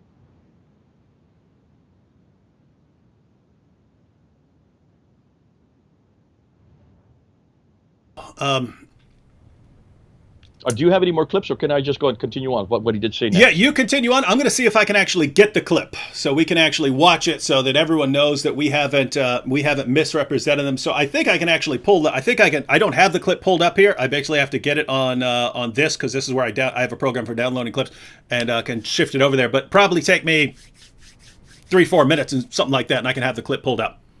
Okay, let me just keep talking while you're doing that, David. I'll give you so we can continue. So what's fascinating to me, he then goes on and he says it should never be brought up in public. Now, this is the second time he's brought this up. It should never be brought up in public. Those who brought it up are idiots. Those of you who brought it up, and he's talking about those, I'm assuming he's talking about Mohammed Hijab's converts there in England who brought it up and brought it into the public. They are idiots. This should never be discussed amongst the masses. Now, I don't recall anything in Christianity where we can't discuss amongst the masses. Can you, David? I don't recall anything. Is there any subject that we say should not be brought up? Is there any subject that we say must be kept behind closed doors? Is there any subject that we say, no, don't talk about this amongst the, certainly even amongst the new converts? Everything is open, fair game. And that's why whenever I did my studies, it was because I went to seminary and actually heard these kind of discussions, heard these kind of arguments. Now, is that going on right now, what I'm hearing in the background? Okay, they can't hear, so I can keep talking. I'm hearing two things coming from my earphones and what is going on publicly. So, fascinating to me, we were told absolutely to ask any question we wanted to talk about any part of Scripture we wanted to, and our professors were there to then defend it. But certainly, this is not something we do behind closed door. But evidently now, we're getting a whole different paradigm here. We're getting a whole different paradigm of what is done in the madrasas, what is done in Islamic universities. They have certain questions you are not permitted to ask. They have a red line. That red line you don't go beyond. Why? Because out of respect. Remember what David said earlier. You not only respect your teachers, you don't respect those who have gray hair like me. I wish that was happening today here in the West. But you respect also these questions. You respect the Qur'an. That is not what we saw happening a week ago there on May 8th. Because there here you have Mohammed Hijab who wanted an answer at this time. So then he puts his hand out a second time. And he says, what is it you're going to put here? What are you going to write? And then he said, listen, I've never ever, this is Yasir Qadhi, I have never talked about this in public. You won't see any video of this in public with me. He says, because I don't want to say something that will embarrass the Quran. So let me be the problem. I want me to be the problem. I don't want the Quran to be the problem. Let me be the fall guy. Let me say I don't know what I'm talking about. Let me say that I cannot come up with an answer. I would rather be the one that gets the embarrassment. I would rather be thrown under the bus, but not the Quran. We must not let the Quran be thrown under the bus. Why? Because Allah preserves His Quran. Allah preserves His word. Chapter 10, verse 15. Chapter 15, verse 9. Chapter 18, verse 27. He had no other recourse but to go back to the Quran, to go back to this preservation, to go back to this mantra. And then finally it comes up. He says that all the qira'at in the Quran, he finally says, when Mohammed Hijab gets exasperated, puts out his hand one more time, he says, what is going to be there? And then finally he says, all the qira'at are the Quran. To understand this, take my class. Because it takes background and information. And that was fascinating is what he did next. He went into what I call a mantra. I don't know if you mean what I mean by that. He went into this narrative that he had memorized. And he just started looking at the camera. And he says, the Quran is the uncreated speech of Allah. The Quran is preserved. The Quran is known. The Quran is mutawatir. Mutawatir means a successive isnad. All the qira'at are the Quran. All the qira'at are the Quran. Are you getting that? That means all of these 93,000 differences that Hattun's team has now found in these 37 different Qurans that she now possesses there in London. Just looking at 23 of them, they've already found 93,000 differences. So all these 93,000 differences are the Quran. All are authentic. Leave it at that, Muhammad. Beyond this requires background information. take my class. It is enough to know that the Quran is the speech of Allah. It is protective. It is protective. What is he referring to? There is chapter 10, verse 15. There is chapter 15, verse 9. There is chapter 18, verse 27. He's just come back onto this narrative that he has been taught since he's a little child. This is the narrative that all Muslims are taught. And they're taught never to question this. You do not question the preservation. You do not go beyond that red line. You give respect to that book. Why? Because the Quran demands it. So therefore, rather than even answer this question, don't even answer the question, just go into this little mantra that's memorized, that they all have memorized. And we saw that vividly there in this interview. Go ahead, David. I'll put it back to you. Let's see. I believe I have found the clip, created the clip, and shared the clip over here. And wow. So the clip I wanted to pull up because it's so huge, because it's sort of at the end of all of Yasir Qadhi's admissions and acknowledgments and just the embarrassing dumpster fire of an interview for Islam, how bad this was. At the end of it all, Hijab tries to bring it around, tries to bring things into his safe space, right? I at least know that you could just rewrite the Quran and write exactly what goes back to Muhammad. So let's go ahead and watch a little of this clip. And I have a longer clip. I'll probably play 45 seconds of it or so, and then we'll pause just for review here, because this is really, really important, especially after all the discussion that preceded it. Let's see what Hijab says here.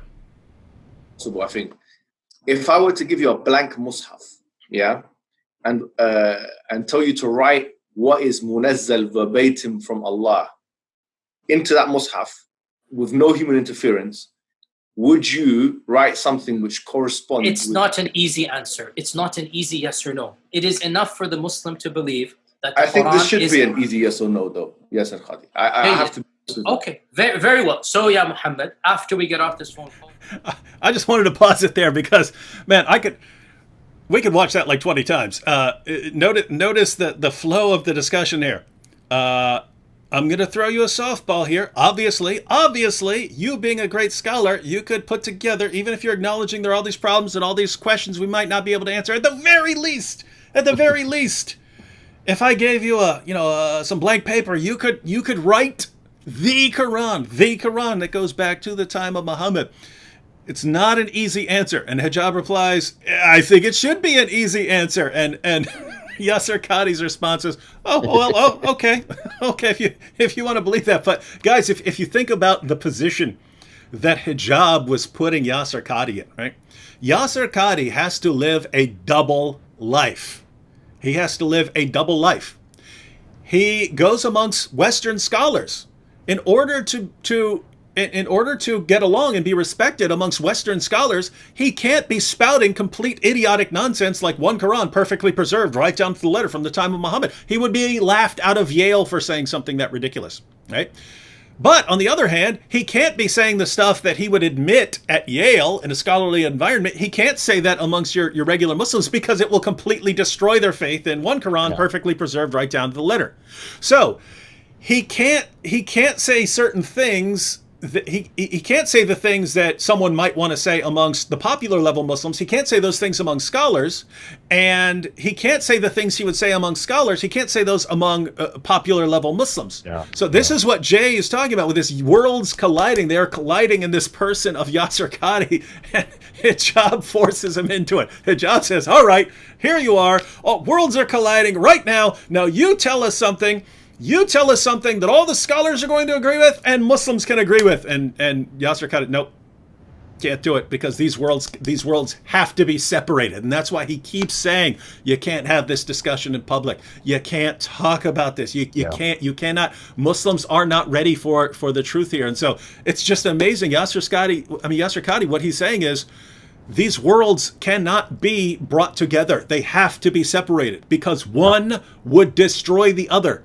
And you popular level Muslims, you're not going to destroy the beliefs of the scholars. You would need evidence to do that. And so what would happen if you brought these worlds together was these scholars would completely destroy your faith in Islam. I can't allow that to happen. So Mohammad Hijab, if you want to ask me a question afterward, please do so. But we cannot go on with this. Amazing stuff. By the way, I have much more of that clip if you wanted to continue it at any time. Right. So then, are we going to show any more clips? Or that's it? That we're going to stop. We can continue with that clip. I paused it right there because that first like 40 seconds was so beautiful. Go on with the clip, because this is where it all comes out. This is where it really comes to a crescendo, and then finally comes to doing denouement. So go ahead, show the rest of it, and let's unpack that. All right, here we go. Let's have a number of discussions. No problem. I'm very open with advanced students, but these issues should not look. It is kalamullah, what is going to be written. It is kalamullah. It is what would you write? You're pushing me, and I'm saying it's not hikmah to listen. I have a condition, like I said, everything I say is going to be factual. If I wanted to do tawdiyah and whatnot, I would do it right now in front of you. There is no need for tawdiyah. The Qur'an is the uncreated speech of Allah. The Qur'an is preserved. The Qur'an is known. The Qur'an is mutawatir. And alhamdulillah, all of the qira'at are the Qur'an. All of the qira'at are authentic. Alhamdulillah. Leave it at that, ya akhi. Beyond this, honestly, I have no problem. We'll have a discussion or take my class. But beyond this requires... So yeah, I have more if you want to continue on by that, but he kind of made his point. Leave it at that. Leave it at that. If you want any more than that, you have to take my class. Can't discuss this in public. Can't have this discussion. Muslims are not ready for this information, so we have to hide it from them. If they start realizing there is a problem, we have to go into panic mode, start closing stuff down, filing false copyright claim, taking down the comments section. This is Islam, ladies and gentlemen. You guys have no one to blame except your leaders for lying to you like this, and yourselves for letting them get away with it. Right, you're the ones who let them get away with it. All right, what are your thoughts, Jay? David, I mean, we could go on. I don't think we need to do any more. I think we've done the damage as far as looking and just unpacking what he said so far. The damage has already been done by Yasir Qadhi. He is caught between a rock and a hard place, and I feel sorry for him. Me too. I absolutely do feel sorry for him, and I have the same sentiments you had from the very beginning.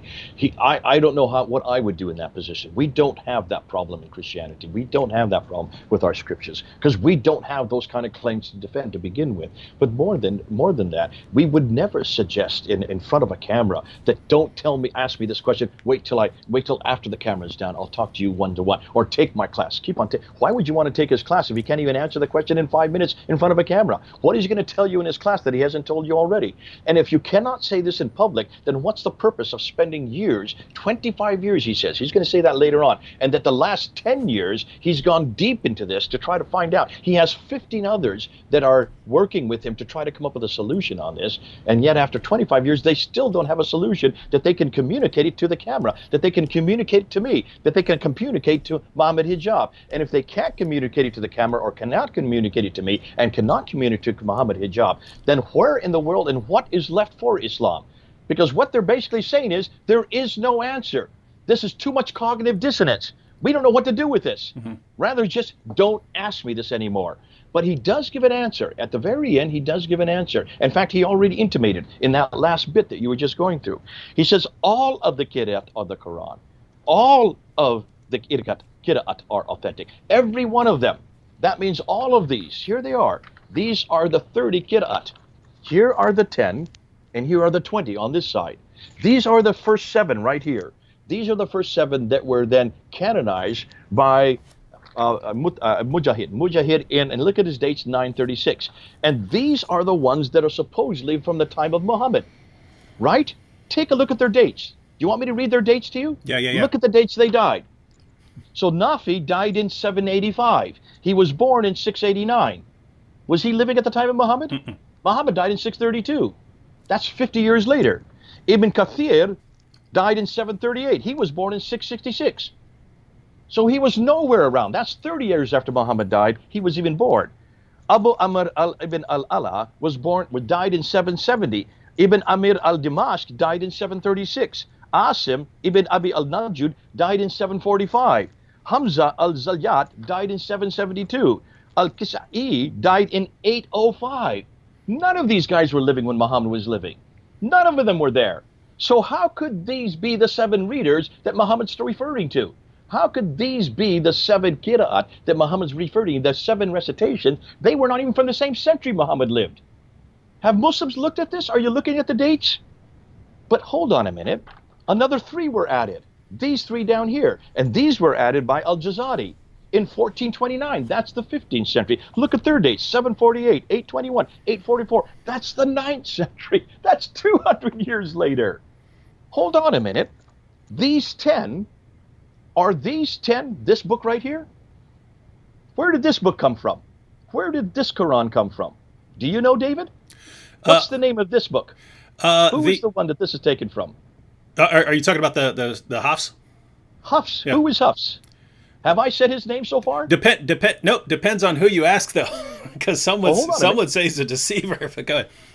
Okay, but more than that, remember at the very beginning, we went and we looked at these two, what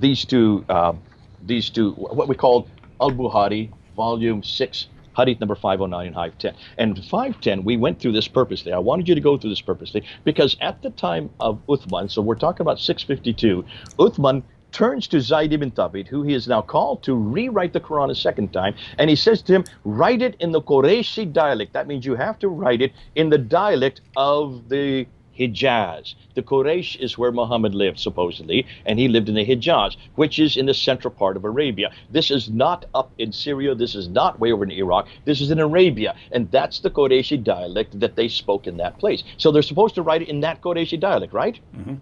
Well, let's go back to this list again. I wish I'd given this to you. I should have sent this to you so you could put it up on your screen so everybody could look at it. But notice these are the 2 lists of transmitters that each one of these readers has 2 transmitters that transmitted their own text, and they do not agree with theirs. So you have every 2 disagrees with the reader. And these are Qalun, look at the dates, 835, 864, 869. These are all 9th century. These are some 9th century, some are 10th century, 904. But one of them is the one that I've circled in black. The one I've circled in black is the one that was finally chosen in Cairo in 1924. In Cairo in 1924, they had a problem with the educational authority because all the high school students there in Cairo were answering different on standardized tests. They were giving different answers. And the reason they were giving different answers because the Qurans they were using were all different. They had 30 different Qurans that they were using, 30 different answers. There's no way you could have standardized tests. So they went to Al-Azhar University. They went to a man named Mohammad Ali ibn Al-Huzaini Al-Haddad. That's his name. Mohammed, have you heard this name before? Ibn Al-Huzaini Al-Haddad. Remember that name. Because he is the one that chose Hafs. He is the one that chose Hafs, but he doesn't give a reasoning. Now, if he was going to choose any of these 30, why didn't he go back to the first 2? Why didn't he go back to the first 7? Why didn't he go back to the first 10? And why didn't he go back to Mecca and Medina, to the Qurayshi dialect? Remember, that's what Uthman said at the very beginning. It must be in the Qurayshi dialect. That would therefore refer to either Nafi al-Madina or Ibn Kathir al-Makkah. Those are 2 of the readers that come from the Hijaz, from the very area that Uthman is saying you must have this dialect. So why didn't Muhammad Ibn al-Huzaini al-Haddad choose those 2? He didn't. Who did he choose? This guy, way over here. Where is he from? He is from Kufa. Where is Kufa? Kufa is in Iraq. This is the Shams. Remember right there in what we talked about at the very beginning of the hour? They said that Hudayfa comes to Uthman and he says, we've got a problem because these people in Shams, they have a completely different recitation. This is the recitation that does not agree with our recitation. Make sure that they don't have different Qurans like the Christians and the Jews. So Uthman says to Zayd ibn Thabit, come here and rewrite the book, rewrite the Quran in the Qurayshi dialect so that those in Shams do not have a different recitation, so we have the correct recitation. So what does Muhammad al-Huzaini al-Haddad do? He doesn't go back to the Qurayshi. He goes to Shams. He goes to the very thing they're not supposed to do, and he chooses a guy named Hafs who was died in 796. Muhammad died in 632. This is 244 years later. This is hundreds of miles away and hundreds of years later. What an idiot! And why has no one brought this up before? But hold on a minute. Hafs was chosen in 1924 for Cairo, right? What happened when he chose that derivation for the city of Cairo there in Egypt in 1924? Do you know what happened next? What did they do with all the other 29 that disagreed with Hafs? Didn't they have to drown them or something? They took them out to a boat and threw into the River Nile. And didn't you just get done saying a little while ago that when Muslims don't like something, they either burn it, or they censor it, or they stop comments on it, or they drown it. Anytime they don't like something, they try to get rid of that which disagrees. So the other 29, they took out into a boat, and they threw them into the Nile, thinking that would get rid of them, without realizing you can't get rid of them, because our good old friend Hatem Tash was able to get all of them again just in 2015 and 2016. Almost 100 years later, they're still existing. You can go to marketplaces all over the Arab world, and you can still get all 30 of them. She's found 37, so she's invented another 7 that are not even on the official list. Well, listen, there are even more than 37. But can you see how hopeless this is? Can you then understand? Put yourself in Mohammad Hijab's place. He knows this. He's heard this. How are you going to deal with this? Put yourself in Yasir Qadhi's place over here. There's nothing that I'm saying tonight that they all don't already know. The scholars know exactly what I'm saying. And when he went to Yale University 25 years ago and came across these other problems, these are just minor problems, because that was only chosen in Cairo in 1924 for the city of Cairo. That was only chosen for the Department of Education in one city. It became so successful, however, if you get rid of all the other ones and just use one, that became so successful that in 1936, the Egyptian government made that Hafs text the official text for the whole country, all of Egypt. All of Egypt then went back to Hafs. This guy from Kufa, who died in 796, 244 years after Muhammad. This guy who is part of the Shams, the guy that they were all scared about way back in the time of Uthman, because that's the text you're not supposed to use. That is that is the dialect you're not supposed to use. And yet that is the one that was chosen in Cairo. But because of the fact it makes it a lot more simple, and because of the fact it then now says that we don't have to worry about the other 29, they chose that for all of Egypt. Now, who's doing the choosing? Man is doing the choosing. It's one man from one university in 1924 that made that choice. This is not God choosing it. This has nothing to do with Muhammad. This has nothing to do with Uthman. This has to do with one scholar in 1924 who made that choice. But it became so successful in Cairo, it became so successful in Egypt, that in 1985, King Fahd, who is the ruler of Egypt, the ruler of Saudi Arabia at that time, King Fahd decided to make this Hafs text, this text that you see here, standard for the entire world. 1985. Now, David, I was alive in 1985. Were you? Yes, I was. Which means you and I are older than the canonical text. Boy, doesn't that make you feel old. Anybody who was living in 1985, before 1985, there was no standard text. There were at least 30. We have now even got up to 37 Arabic Qur'ans. But now by 1985, this has become the standard text for the whole world. Because one man, again, remember, this is one man who is now changing God's word, and he is the one that is now basically doing what God said he would not, God said would never happen, and that is, it is Allah who is supposed to guard his word. It is Allah who's going to protect the Quran. It is God who then said that this Quran has always existed. So what is the Quran that exists in heaven? What's on those preserved tablet? I would like to go to Allah and ask the same thing Mohammad Hijab asked, which is, if I give you a blank piece of paper, Allah, which is the one you're going to put in my hand? What do you think Allah is going to say? What do you think God, the Islamic God's going to say? Well, first of all, you can't talk to him. He's totally distant. He never comes to earth anyways. But I would like to know what's going to happen when Muslims ask that question. What do you think they are going to say? What Quran are they going to talk about? And this is something that Adnan Rashid brought up on Friday last week. I don't know if you heard what Adnan Rashid did. He did us a great favor. He said he decided to throw Yasir Qadhi under the bus when he was asked this question. That's a shocker. That's a real shocker. This is what always happens when Muslims don't like each other. They just throw each other under the bus. And he said, if I had been asked that question, I would have gone back to the Birmingham folios. I would have gone back to those Tillil folios, because that's the Quran he should have gone to. I would have gone back to the Husseini manuscript. That's the Quran he should have gone back to. Thank God for Adnan Rashid. Thank you, Adnan. You have just really brought it back to the 7th century. You see, this debate has always stuck over here in the 8th, 9th, and 10th century. The Qira'at is a terrible dilemma for the Yasir Qadhis and the Muhammad Hijabs. But that is not nearly the debate that I would like to talk about. The debate I want to talk about is what's happening in the 7th century. I would like to go back to the very beginning. I would like to go back to the time that Uthman lived. I would like to go back to the time of the Prophet himself. I would like to go back to the century that supposedly this book was sent down to him over a 22-year period. I would like to go back to those first earliest copies, those first 4 copies that were made by Zayd ibn Thabit and sent to Basra, Baghdad, Damascus, and one left in Medina, the Ubay ibn Ka'b's codex. I'd like to go to Ibn Masud's codex. I'd like to go to Ibn Musa's codex. I'd like to come to Zayd ibn Thabit's codex. And I'd like to ask any Muslim who's watching me right now, where is there even one of those codices? One. I just want one. And that's exactly like this one right here. And 114 surahs, exactly like the razm. I'm not asking about Qira'at now. I'm not talking about vowelization. I'm not talking about the dots. I want the razm. I want the consonantal text. I want the skeletal text that's just like this book here. And notice, Yasir Qadhi agrees with you, right? If you're saying you would ask Allah, which one? Yasir Qadhi acknowledged, I don't know. I don't know, but you saw that little, all of them. Yeah, that you saw that problem that he's stuck in, which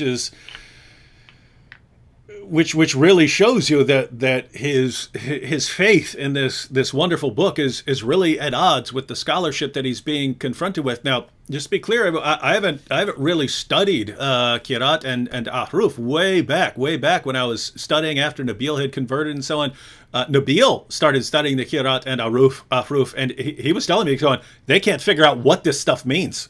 They can't figure out what any of this stuff refers to. You go to he says you could go to a book and get 15 different interpretations of what these things even are. So I pretty much stayed what I would call source-based, right? Look, if you tell me the Quran's been perfectly preserved, I will quote you a bunch of passages from your sources talking about missing chapters, hundreds of verses coming up missing, verses being eaten by a sheep, different phrases coming up missing. I'll talk to you. I'll just quote your sources to you and show you that the Quran has not been perfectly preserved. As for the ahruf and the qira'at, I'll wait until Muslims figure that stuff out, and then they can tell me what all of this stuff means. Here we are, all these years later, and you know Shabir Ali's recent video that he put out. Scholars don't know what the ahruf refers to, and then you've got Yasir Qadhi, and he's saying that every student of knowledge knows the biggest problem is the ahruf and the qira'at and how they relate and what they do and how this relates to Uthman's version and so on. And the explanations we have just can't stand up to scrutiny. They can't stand up to scrutiny. So I'm thinking, what, you guys cannot even come up with a coherent explanation. So, yeah, I don't know when I'm actually going to get around to studying anything beyond the basics. But Jay, just tell me if this is sort of where things stand, right? Because David, we only have 15 minutes. Now, in the last 15 minutes, we need to bring this to a conclusion. And I really want to get to the mother lode. I really want to get to the real damaging material. I really want to start introducing what Qadhi has not yet looked at, and what so you want to watch the clip from Brubaker? No. Oh, okay, let's introduce that, though. Yeah. But what I'd like to do is first I want to introduce his book. I want to introduce this book right here. Oh, Jay, let me just ask that question. I wanted to for a lot of people are confused. They're like, because we're not explaining a lot about ahruf and things like that, and we're telling people we're not sure. But just as far as where things stand, correct me if I'm wrong. It's something along these lines.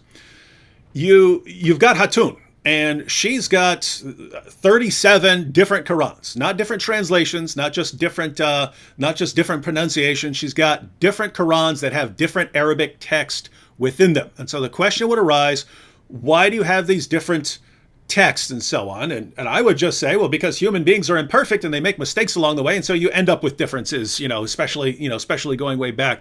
But for someone like Yasir Qadhi, who believes that Allah is somehow preserving things, he's got to explain these differences in terms of ahruf and qira'at, but he can't say that these are based on later problems with Muslims not knowing where dots go, or inserting the consonants and so on. He can't say that it's coming up later on. So he has to say somehow all of this goes back to the beginning, and we just can't figure out how, and it's a one big massive mess, and that's why we can't discuss it in public. Is that basically the kind of takeaway story? No.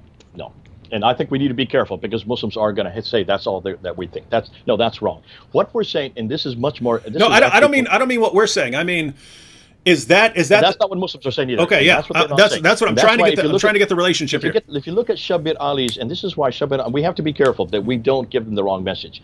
When the Quran was written down, I don't know if you can see this, but when the Quran was written down, this is we have the Samarkand and the Sana. These are two of the earliest manuscripts right here.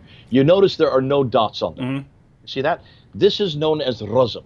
Yep. Razm means the skeletal text. Mm-hmm. These are nothing more than consonantal text. There's about 15 letters, roughly 15 letters that existed at the very beginning. Today, there are now 28 letters. How did it go from 15 to 28? Right? When I took Arabic, this is what was taught me. At the very beginning, there were only 15 letters. Well, in order to know because there's so many different ways of saying something, they had to put dots to make a distinction. Those dots were then added around the 8th century and the 9th century. They were canonized in the late 8th century. So by the early 9th century, when you have all these different Qira'at, you had then many different scholars and students who were putting their dots in many different areas, as I said earlier, and that's where you get the Qira'at, the many different readings. Yeah, that's what I'm saying. Yeah, so just because I'm trying to get this straight for myself, because I'm not completely clear on this, because when I ask Muslims about it, they give all kinds of different explanations. What I'm saying is, when we have all these different modern versions of the Quran, and what I'm saying is, would someone like Yasir Qadhi explain that in terms of going back to issues of Qira'at and Ahruf? And you would say that Qira'at comes along when they end up putting these dots in different places and end up with different terms. But since Yasir Qadhi has to believe that all of this goes back to Muhammad, he's got a problem. Back to Muhammad, though? What goes back to Muhammad? Not the Qira'at. Even though Ibn Mujahid said that there were 7 readings, there were really, let's just throw that out the window. Muslims would actually be better by not saying that, because you cannot get 7 readings in a written text that early without the dots and the vowels. However, what you can do, and what they should be saying, and they are saying this, Shabir Ali, it does say this, and Yasir Qadhi, if he wherever would communicate it better, does say this, and that is that the Razm is the same. The Razm is exactly the same. The skeletal text in the Hafs, in the Kulun, in the Duri, all of these are exactly the same on all these manuscripts. So that's why they're all the Word of God, and they all go back. That's right. Okay. So the Qira'at, it really is nothing more than a set of disputes by different readers and different reciters in the 8th, 9th, and 10th century, late 8th, 9th, and 10th century. But the early 8th century and the 7th century is a completely different problem. And this is why I got so excited that Adnan Rashid finally got us back to the real problem. And this is a much more damaging problem, because the real problem is, what about these manuscripts who don't have dots? This is the Razm. And this is what they claim has never, ever changed. This is the unpreserved Quran here. This is the Quran that has never changed. And it's the Razm that you will see in every manuscript is exactly the same. Now, that's why Dr. Dan Brubaker, you know him, I know him, he did his doctoral thesis. He had heard this since, well, I've heard this for 40 years, this idea that the Razm is the same. The way that you dot it will change, and that's all we're talking about are the different dottings. But the Razm never changes, and that's what God preserves, is the Razm. And that's why Adnan Rashid said, if only Yasir Qadhi had put out and showed him these 2 folios from the Birmingham manuscript, the Birmingham Quran, he called it. It's not a Quran. It's only 2 pages. It's only 33 verses. It's not even complete verses of chapter 18, 19, and 20. And it's all about things that have nothing to do with Islam. It's about the 7 sleepers of Ephesus. It's from James the Lesser. It's the story of Moses. These have nothing to do with Islam. These are all pre-Islamic. These are from 145 AD, from 545 AD. These are all from before Muhammad. These are all before the Quran, and they're all before Islam. Now, he said, if we'd only go back to those Razm, if we'd only come back to these original texts, we would find that there is no changes. They are all exactly the same. Well, Dan was curious about this, and so he decided for his doctorate he was going to go back to those Razm. He was going to go back to the original manuscript. He was going to go back to the Topkapi, which is there in Istanbul. He was going to go back to the Samarkand, which is in Tashkent. He was going to go back to the Huzayni, which is in Cairo, the one that Adnan Rashid wants us to go back to. He was going to go back to the Petropolitanus, which is in Paris, the Ma'il, which is there in the British Library, and also the Sana'a manuscript. Those are the 6 major manuscripts. I introduced these 6 major manuscripts to Shabir Ali in a debate we had in 2014, and Shabir Ali was not at all prepared to hear what we have found. Because see, 2 Muslim scholars, between 2002 and 2007, in that 5-year period, they went back to all those manuscripts, those 6 major manuscripts. And they went and they studied them for 5 years. By 2007, this is Dr. Tahir Atakolic and this is Dr. Ekmel Nisanadu. The two of them studied them for 5 years, and they realized that what they had been claimed, every Muslim around the world believes that those 6 manuscripts go back to Uthman. They are called the Uthman's Mus'haf. They're called the Mus'haf of Uthman. And these two Muslim scholars says not one of them is from the time of Uthman. Not one of them is from 652, mid-7th century. They're not even copies of the ones from Uthman. In fact, the dates they gave to them were from the 8th and 9th century. The earliest one is the Sana'a manuscript, which was discovered in 1975 by accident there in the Sana'a dome of the Sana'a Mosque. When they were opened up a trapdoor, all these manuscripts fell to the ground. Amongst them were these fragments of what they know as the Sana'a manuscript. When they looked at them, there were no dots on them. There were no diacritical marks. They couldn't read them, and that's why they had to bring the German scholars down in 1981 to look at them. Dr. Gerd Prynne, Dr. von Bothmer, Dr. Oleg, the three of them were flown down to look at them. They took pictures of them, and they realized that they were looking at the oldest Quran in existence. But the date that has been given to that Quran is 705. That's the earliest date, 705. So this is not the 6th century. I'm sorry, this is not the 7th century. This is the 8th century. But what was interesting, Dr. Dan Brubaker wanted to go back to these manuscripts, but he also wanted to go to 4 others. So he went to 10 manuscripts that are all from the 8th and 9th century, none of them from the 7th century. Not one of them is complete. And he found that not one of them agrees with each other. Now, this is what Dr. Atakolic and this is what Ekmel Nisanadu said. But what Dr. Dan Brubaker wanted to find out was what in the world can we find when we look at the Akruf? I'm sorry, excuse me, at the Ruzm, at the skeletal text. And he started finding these kind of things. I don't see if you can see it. Can you notice that there is a word there that's in a different color? Can you notice there's a word there, Allah, which is out in the margin? It's not in the text. It should be right here. There's another word there where it should be replacing, but it's not been replaced. This is a human intentional change. Are you getting that? This is not accidental. This is an intentional change. You can see it's a different im, it's a different nib, it's a different ink. It's done much later than when the original manuscript. There's 1, 2, 3, 4 changes, intentional changes on just this one page. Now, what he noticed as he started looking at these, he came up with 800 of these by the time he did his doctoral thesis, finished his doctoral thesis in 2014. Let me just show you this one right here. Take a look. You can see 9 different squares. In every one of these squares, if you look at it carefully, you will see the name of Allah, the name of God, that has been added above the line. In every case, it's been added at a later date above the line. All 8 of them, except for this one here, all the 8 of them, you don't need the name of Allah there. Why were they added? Why did they add Allah's name afterwards above a line in a different, now this is black and white, but if you look at it in color, it's in a different color, it's in a different ink, it's in a different style of writing. The name of Allah had to be added. Why did it have to be added? Because for 8 of them, you don't need it. It's understood it's talking about God. So why did they add the name Allah in 9 different places on the same manuscript? Actually, there's 12 that have been found. In every case, the reason they had to put the name Allah there, the reason they added the name of Allah, is because it now agrees with this Hafs text. It now agrees with the standard text. It has now been standardized, which means these have all been censored. These have all been changed so that they agree with the Hafs text. But that's not all they did. They did many other things. Let me give you this one. They did coverings. The Husseini manuscript that Adnan Rashid wants us to go back to. If you look at the Husseini manuscript, take a look at that one page. That's just one page of the Husseini manuscript. When you look at that one page, you will see covering after covering after covering. 1, 2, 3, 4, 5, 6, 7, 8. 8 different coverings on one page. And where you see the coverings, there's nothing written over top. So when you read it, it's very difficult to read, isn't it? In fact, it looks just like chicken scratches. So why were all these coverings there?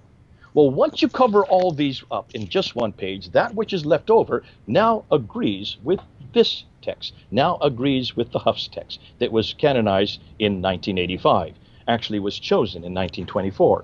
And in every case where you see these erasures, here, let me just show you a case of erasures where they have erased not only parts of words, sometimes an entire line, sometimes an entire phrase. These are just 20 that he gave us examples of. Let me just show you one here. Here's an eraser right here. Here you can see where they've erased. We don't know what was written there first. But now, by erasing that, what's left behind now agrees with the Hafs text. When you look over here, I'll just give you another example. Here's an example where they've written an entire line between the lines. They've added almost an entire sentence. And because of adding that entire sentence, it now agrees with the Hafs text. Now, that in 2014, he had come up with 800s of these erasers, of these erasing with coverings, these coverings with erasing with writings over top, these insertions, all of these he found 800. And so that's what I confronted. I remember confronting Shabir Ali with this back in 2014. Since 2014, he has now found 4,000 of these corrections. Corrections means these are done by humans at a later date to standardize the text so that it now agrees with the Hafs text.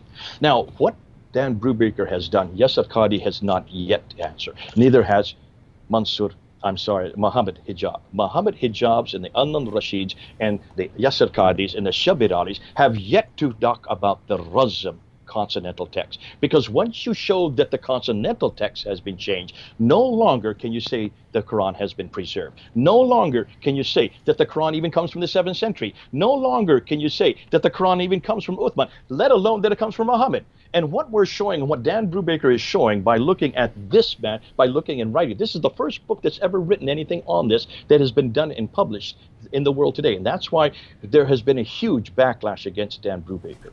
But 2 days ago, Dan Brubaker went one step further. And you know about this, David, and I know about him. He and I were up till about 2 or 3 o'clock in the morning. He was on the phone to me saying, Jay, how do I do this? I want to actually put my first YouTube. I want to go on YouTube. I want to get my first channel up there. So he started his first channel, and it's called Variant Quran. What a proper name. What a best name to call a channel. Variant Quran, V-A-R-I-A-N-T Quran. Go up on YouTube and take a look. Now, do you have it there in front of you? I don't know. I don't have it in front of me. Do you have a looking at Variant Quran? It's only been up for 2 days. Let me just see. I have a clip from his video. Okay. Go ahead and show the clip while I bring up Variant Quran so I can look and see where it's come to it as of right now. Okay, everyone, let me just, to give you this is from a longer video that Dan Brubaker posted on his channel, Variant Quran, but the idea here is he goes onto a page from Surah 9 of the Quran, and he shows that there was the original writing and that an editor came along later to edit the page, because you can tell it's different writing. So there's editing on the page, but the editor doesn't edit some missing words at the bottom of the page. And so the original writer didn't include these words that are in today's Quran, and the editor who edited the page didn't see a need to add those words, or he didn't recognize it, but looks like an imperfect process. So let's go ahead and just watch this short clip of a longer video, and after we're done, I'll add the link to the video to the description here. All right, here we go. And so when we come to the last line of the page, this is what the main point that I want to illustrate. We notice that the scribe who first wrote the page actually left out 3 words when it was, if we're comparing it to the text that is now in common use today around the world in the Hafs text and the Cairo edition. So and that all the traditions point back toward. So so this manuscript is variant. Not only was it variant at the time of first writing, but the other interesting thing to note, and the reason I showed you the other 2 corrections on the page, is that somebody came back to this page at a later time after production and corrected it. And whoever that was, however, did not correct or did not see a need to correct the omission at this spot. So I find that very interesting. So these words stand as they were first written. So 2 people, at least, well, possibly one of them, made a mistake by omitting something, or possibly didn't. Possibly thought that that was the way that it was supposed to be written. And possibly the second one, the corrector, either made a mistake and didn't see it, or once again reviewed it and thought that that was the way that it was supposed to be written. So I find that interesting. Now, let's take another look before we finish up here at the verse itself and read it there. It says, "It is the same whether or not you beg forgiveness for them. Though you ask forgiveness for them 70 times, Allah will not forgive them. That is because they disbelieved in Allah and in His messenger." That last little bit is cut off, but that's what it says. So this verse can be read sensibly, grammatically correct, with or without the sab'in maratan fa. If you read it without it, it would say, "It is the same whether or not you beg forgiveness for them, though you ask forgiveness for them, Allah will not forgive them. So that makes sense, but it also makes sense, of course, the way that it stands today. Now, Jay, let me just ask, if one manuscript includes 70 times, and another manuscript doesn't include 70 times, is that simply a difference in dialect? Or is that something that goes beyond? In other words, is there one dialect of Arabic where they would say 70 times by being completely silent, and then you go speak another Arabic dialect and they say 70 times by actually saying 70 times? Can you explain this difference in terms of dialect, or is this something that goes beyond mere dialectical differences in the manuscripts of the perfectly preserved Quran, which there are no variants anywhere because it's been perfectly preserved right down to the letter? What are your thoughts?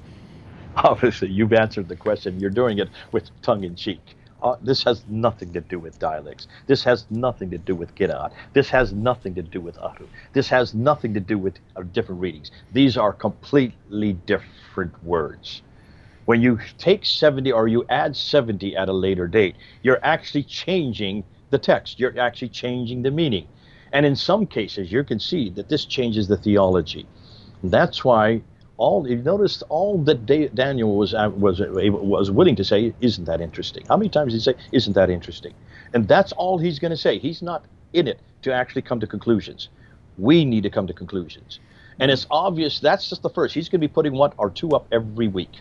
He's got 4,000 of these he can put up. 4,000. These are just the simple ones just to get started to help the people along. But if the Muslims are listening, and I hope you're listening, Muslims, this changes the razm. This changes the skeletal text. This has nothing to do with dots. This has nothing to do with vowels. This has nothing to do with qira'at. This has nothing to do with ahruf. This is actually our different texts. That is why if Uthman really was given completely different manuscripts, can you then understand why he had to burn all of them? Because these were completely different readings. These are completely different sentences, different verses. These were different Qurans. And this shows human intervention at the most base level, which destroys any notion that this book has been preserved. Your God did not preserve this book. From the very beginning, he couldn't preserve this book. You can see, I don't know, and what I'd like to know, and what we're doing right now, we have a team that is now getting together. We're looking at all the manuscripts. We're going beyond these changes. We're looking at the text itself. We're looking at the razm after verse by verse. We're comparing the Hafs razm, not the Qira'at, not the dots. We don't care about the dots. We just want to look at the skeletal text. We're looking at the Hafs skeletal text, and we're comparing it with the Topkapi. We're comparing it with the Ma'il. We're comparing it with the Huzayni. We're comparing it with all the other major manuscripts. And what we are finding, we're not going to publish it. We haven't gone public with it. But when we go public with it, wait till you see what we're going to show the world. This text, this script, this Quran has gone through many different derivations. There has been human manipulation from the very beginning. But the question I still want to ask, like I said from the very beginning, notice all these that we're comparing with the Hafs text. All the manuscripts that we're comparing with the Hafs text are from the 8th and 9th century. Where is the 7th century Quran? Remember, we're not talking about like the biblical manuscripts, which were written on papyrus. Papyrus disintegrates within 100 years. None of these were written on papyrus. These were written on vellum. These were written on parchment. These were written on animal skins. Those get preserved for thousands of years. So if there were 4 of these that were written by the Caliph controlled, by the time that he wrote these, by the time Uthman was in power, he had already controlled from Tripoli all the way to Afghanistan. All that land was under control. He had control of everything. And those cities are still in Islamic control today. And for 1,400 years, they've been in Islamic control. Where is there even one of this earliest manuscript? Where is this Uthmanic Quran? Where is the 4 that were begun at the very beginning? Because we want to look at those 4. I don't want to look at fragments, because when you go up on Islamic Awareness website, they have been able to come up, they say now, that they can come up with 96% of the Quran by 719. That is the 8th century. And when you look and you go up on their Islamic Awareness website, they have 63 different Qurans. None of them are complete. They're just a little fragment here, a little fragment here. 63 of these fragments that they've amalgamated together, and they are saying that these are all from before 719. Well, we're not talking about 719. I'm talking about 652. Mm-hmm. Who cares about 719? But have you looked at those 63 fragments? Do you know if any of them have any corrections? And have you even dated those 63 fragments? They haven't even dated them. So where did they get this notion that these are from before 719? Boy, wait till you find out what we're now discovering. I can't introduce it right now, David. That's going to come later because we're still putting it all together. We're still getting the dates on this. But we're going to show you there was no Qur'an whatsoever from the 7th century. There is no Qur'an whatsoever from 652.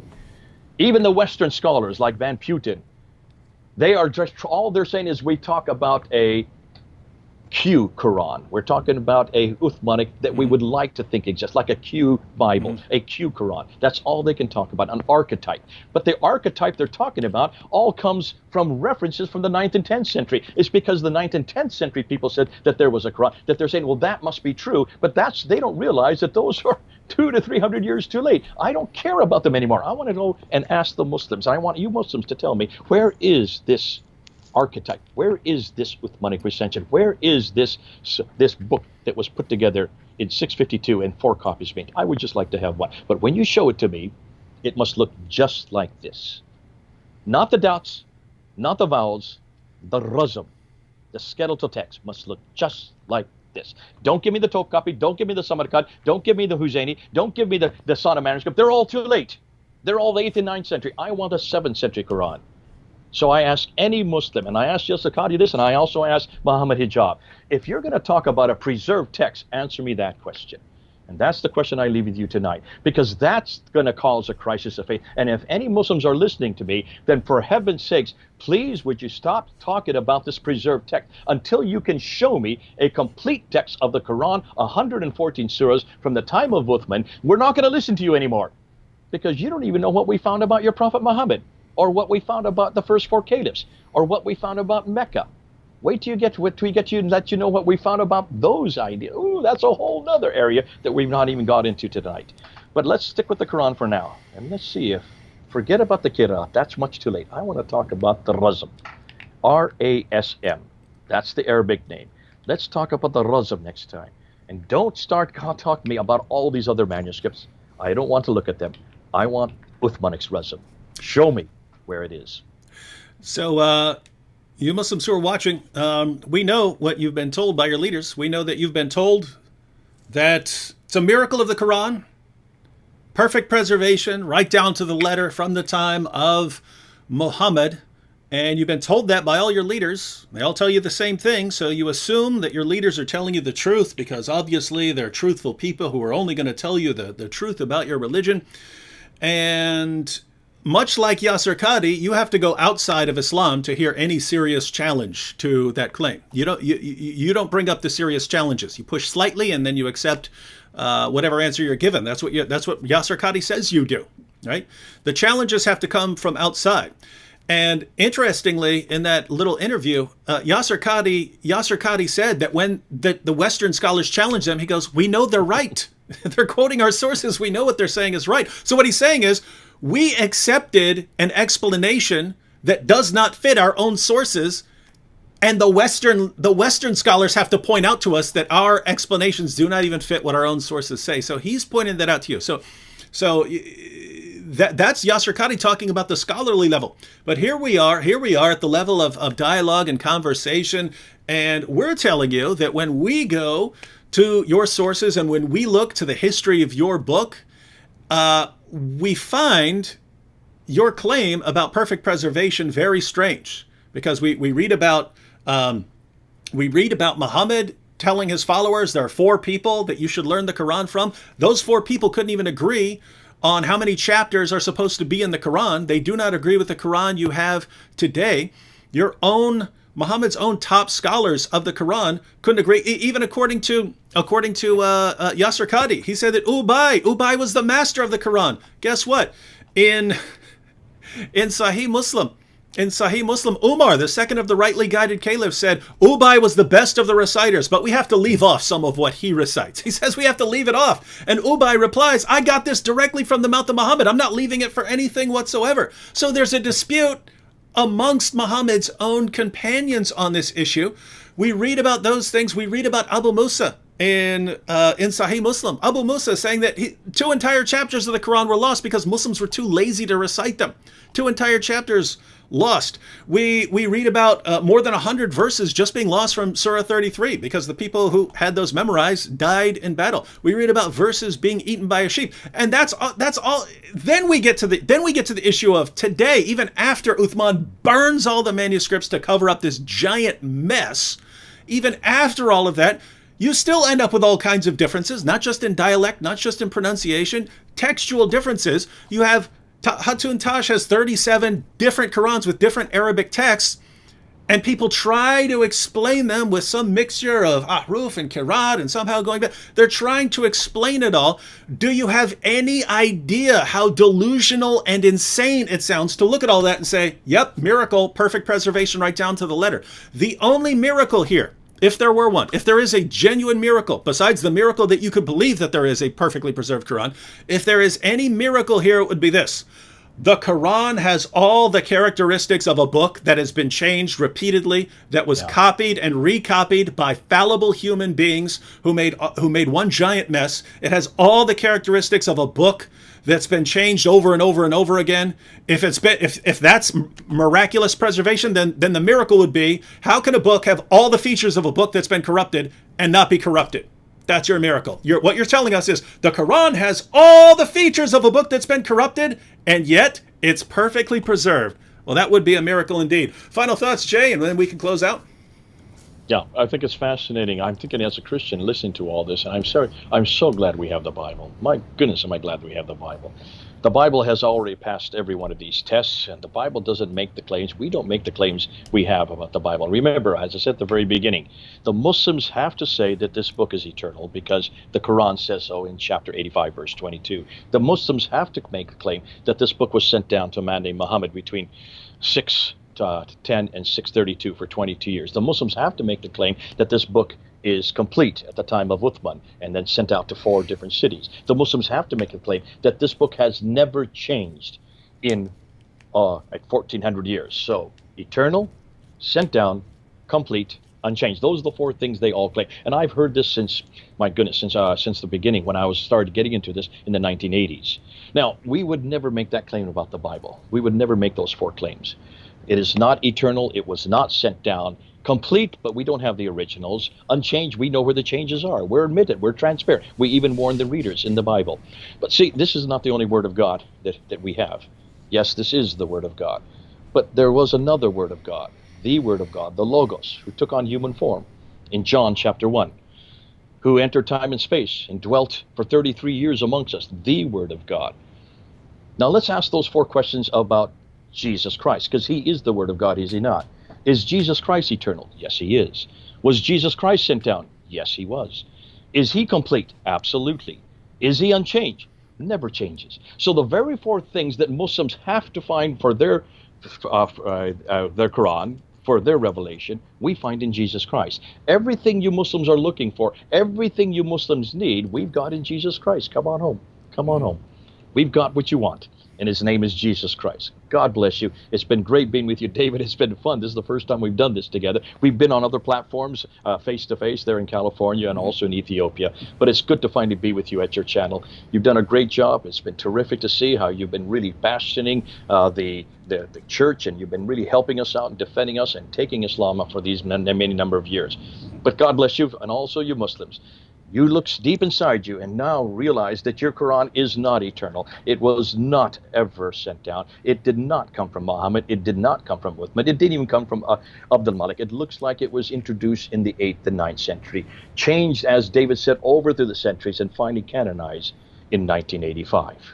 Well, that's not a book you can defend anymore. Come on back from this book back to this book. Come back to the bigger, the better book. It's bigger for a reason. That's why we keep it nice and big.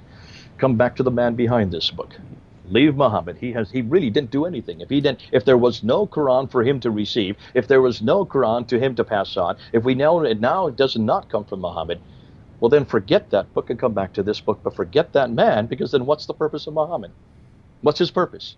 If he had nothing to give you. He's not a man to follow, but Jesus is. Come back away from Muhammad, back to Jesus. Listen, look at the God behind this book, Allah. I don't want anything to do with that God. He never comes to earth. He's incapable of taking on human form. He's incapable of having a relationship with me. But Yahweh does. He comes to earth anytime he wants. He was not at the earth at the very beginning. He was there wrestling with Jacob. He was there in the burning bush. He was there leading the children of Israel through the desert. And he came 2,000 years ago, lived for 33 years, died on the cross and rose again. That's why Jesus, he could be yours as well. Come back to the bigger book, the bigger man. The book is the Bible. The man's Jesus Christ. Thanks, David, for letting me say that. Amen. And good comment to close out with. Jeffrey Congolo says, remember, he said, there are no holes in the narratives. There's a hole full of narratives. Did you catch that? Yasir Qadhi said there's holes in the narratives, and Jeffrey says there are no holes in the narratives. There's a hole full of narratives, and I think that's what you actually have. And you Muslims who are watching, I just encourage you to think seriously about this, right? Your leaders all told you perfect preservation right down to the letter. And you can see, even from people like Yasir Qadhi and Shabir Ali admitting it now, that's false. And you don't need to go to them. You could go to your sources. You could go to the manuscripts. You can find out that it's totally, completely false. The big question that should be bothering you right now, instead of attacking us, the big question that should be bothering you is, if my leaders lied to me about that, what else have they lied to me about? And why should I be trusting them? Maybe I need to investigate this for myself instead of blindly, mindlessly agreeing with anything they say. So I'll leave you with that. I'm told by Sam Shamoun to tell everyone that he's got a live stream that's starting after us. I can't advise everyone to go over to that unless you have trouble sleeping. If you have trouble sleeping, if you have insomnia, then I can tell you that Sam is going to have a live stream right after ours. And if you need to be cured of your insomnia, you can go to Sam's channel and you'll be instantly cured and be able to sleep like a little baby. Thanks, Jay, for joining me. We'll catch you all next time. Bye-bye.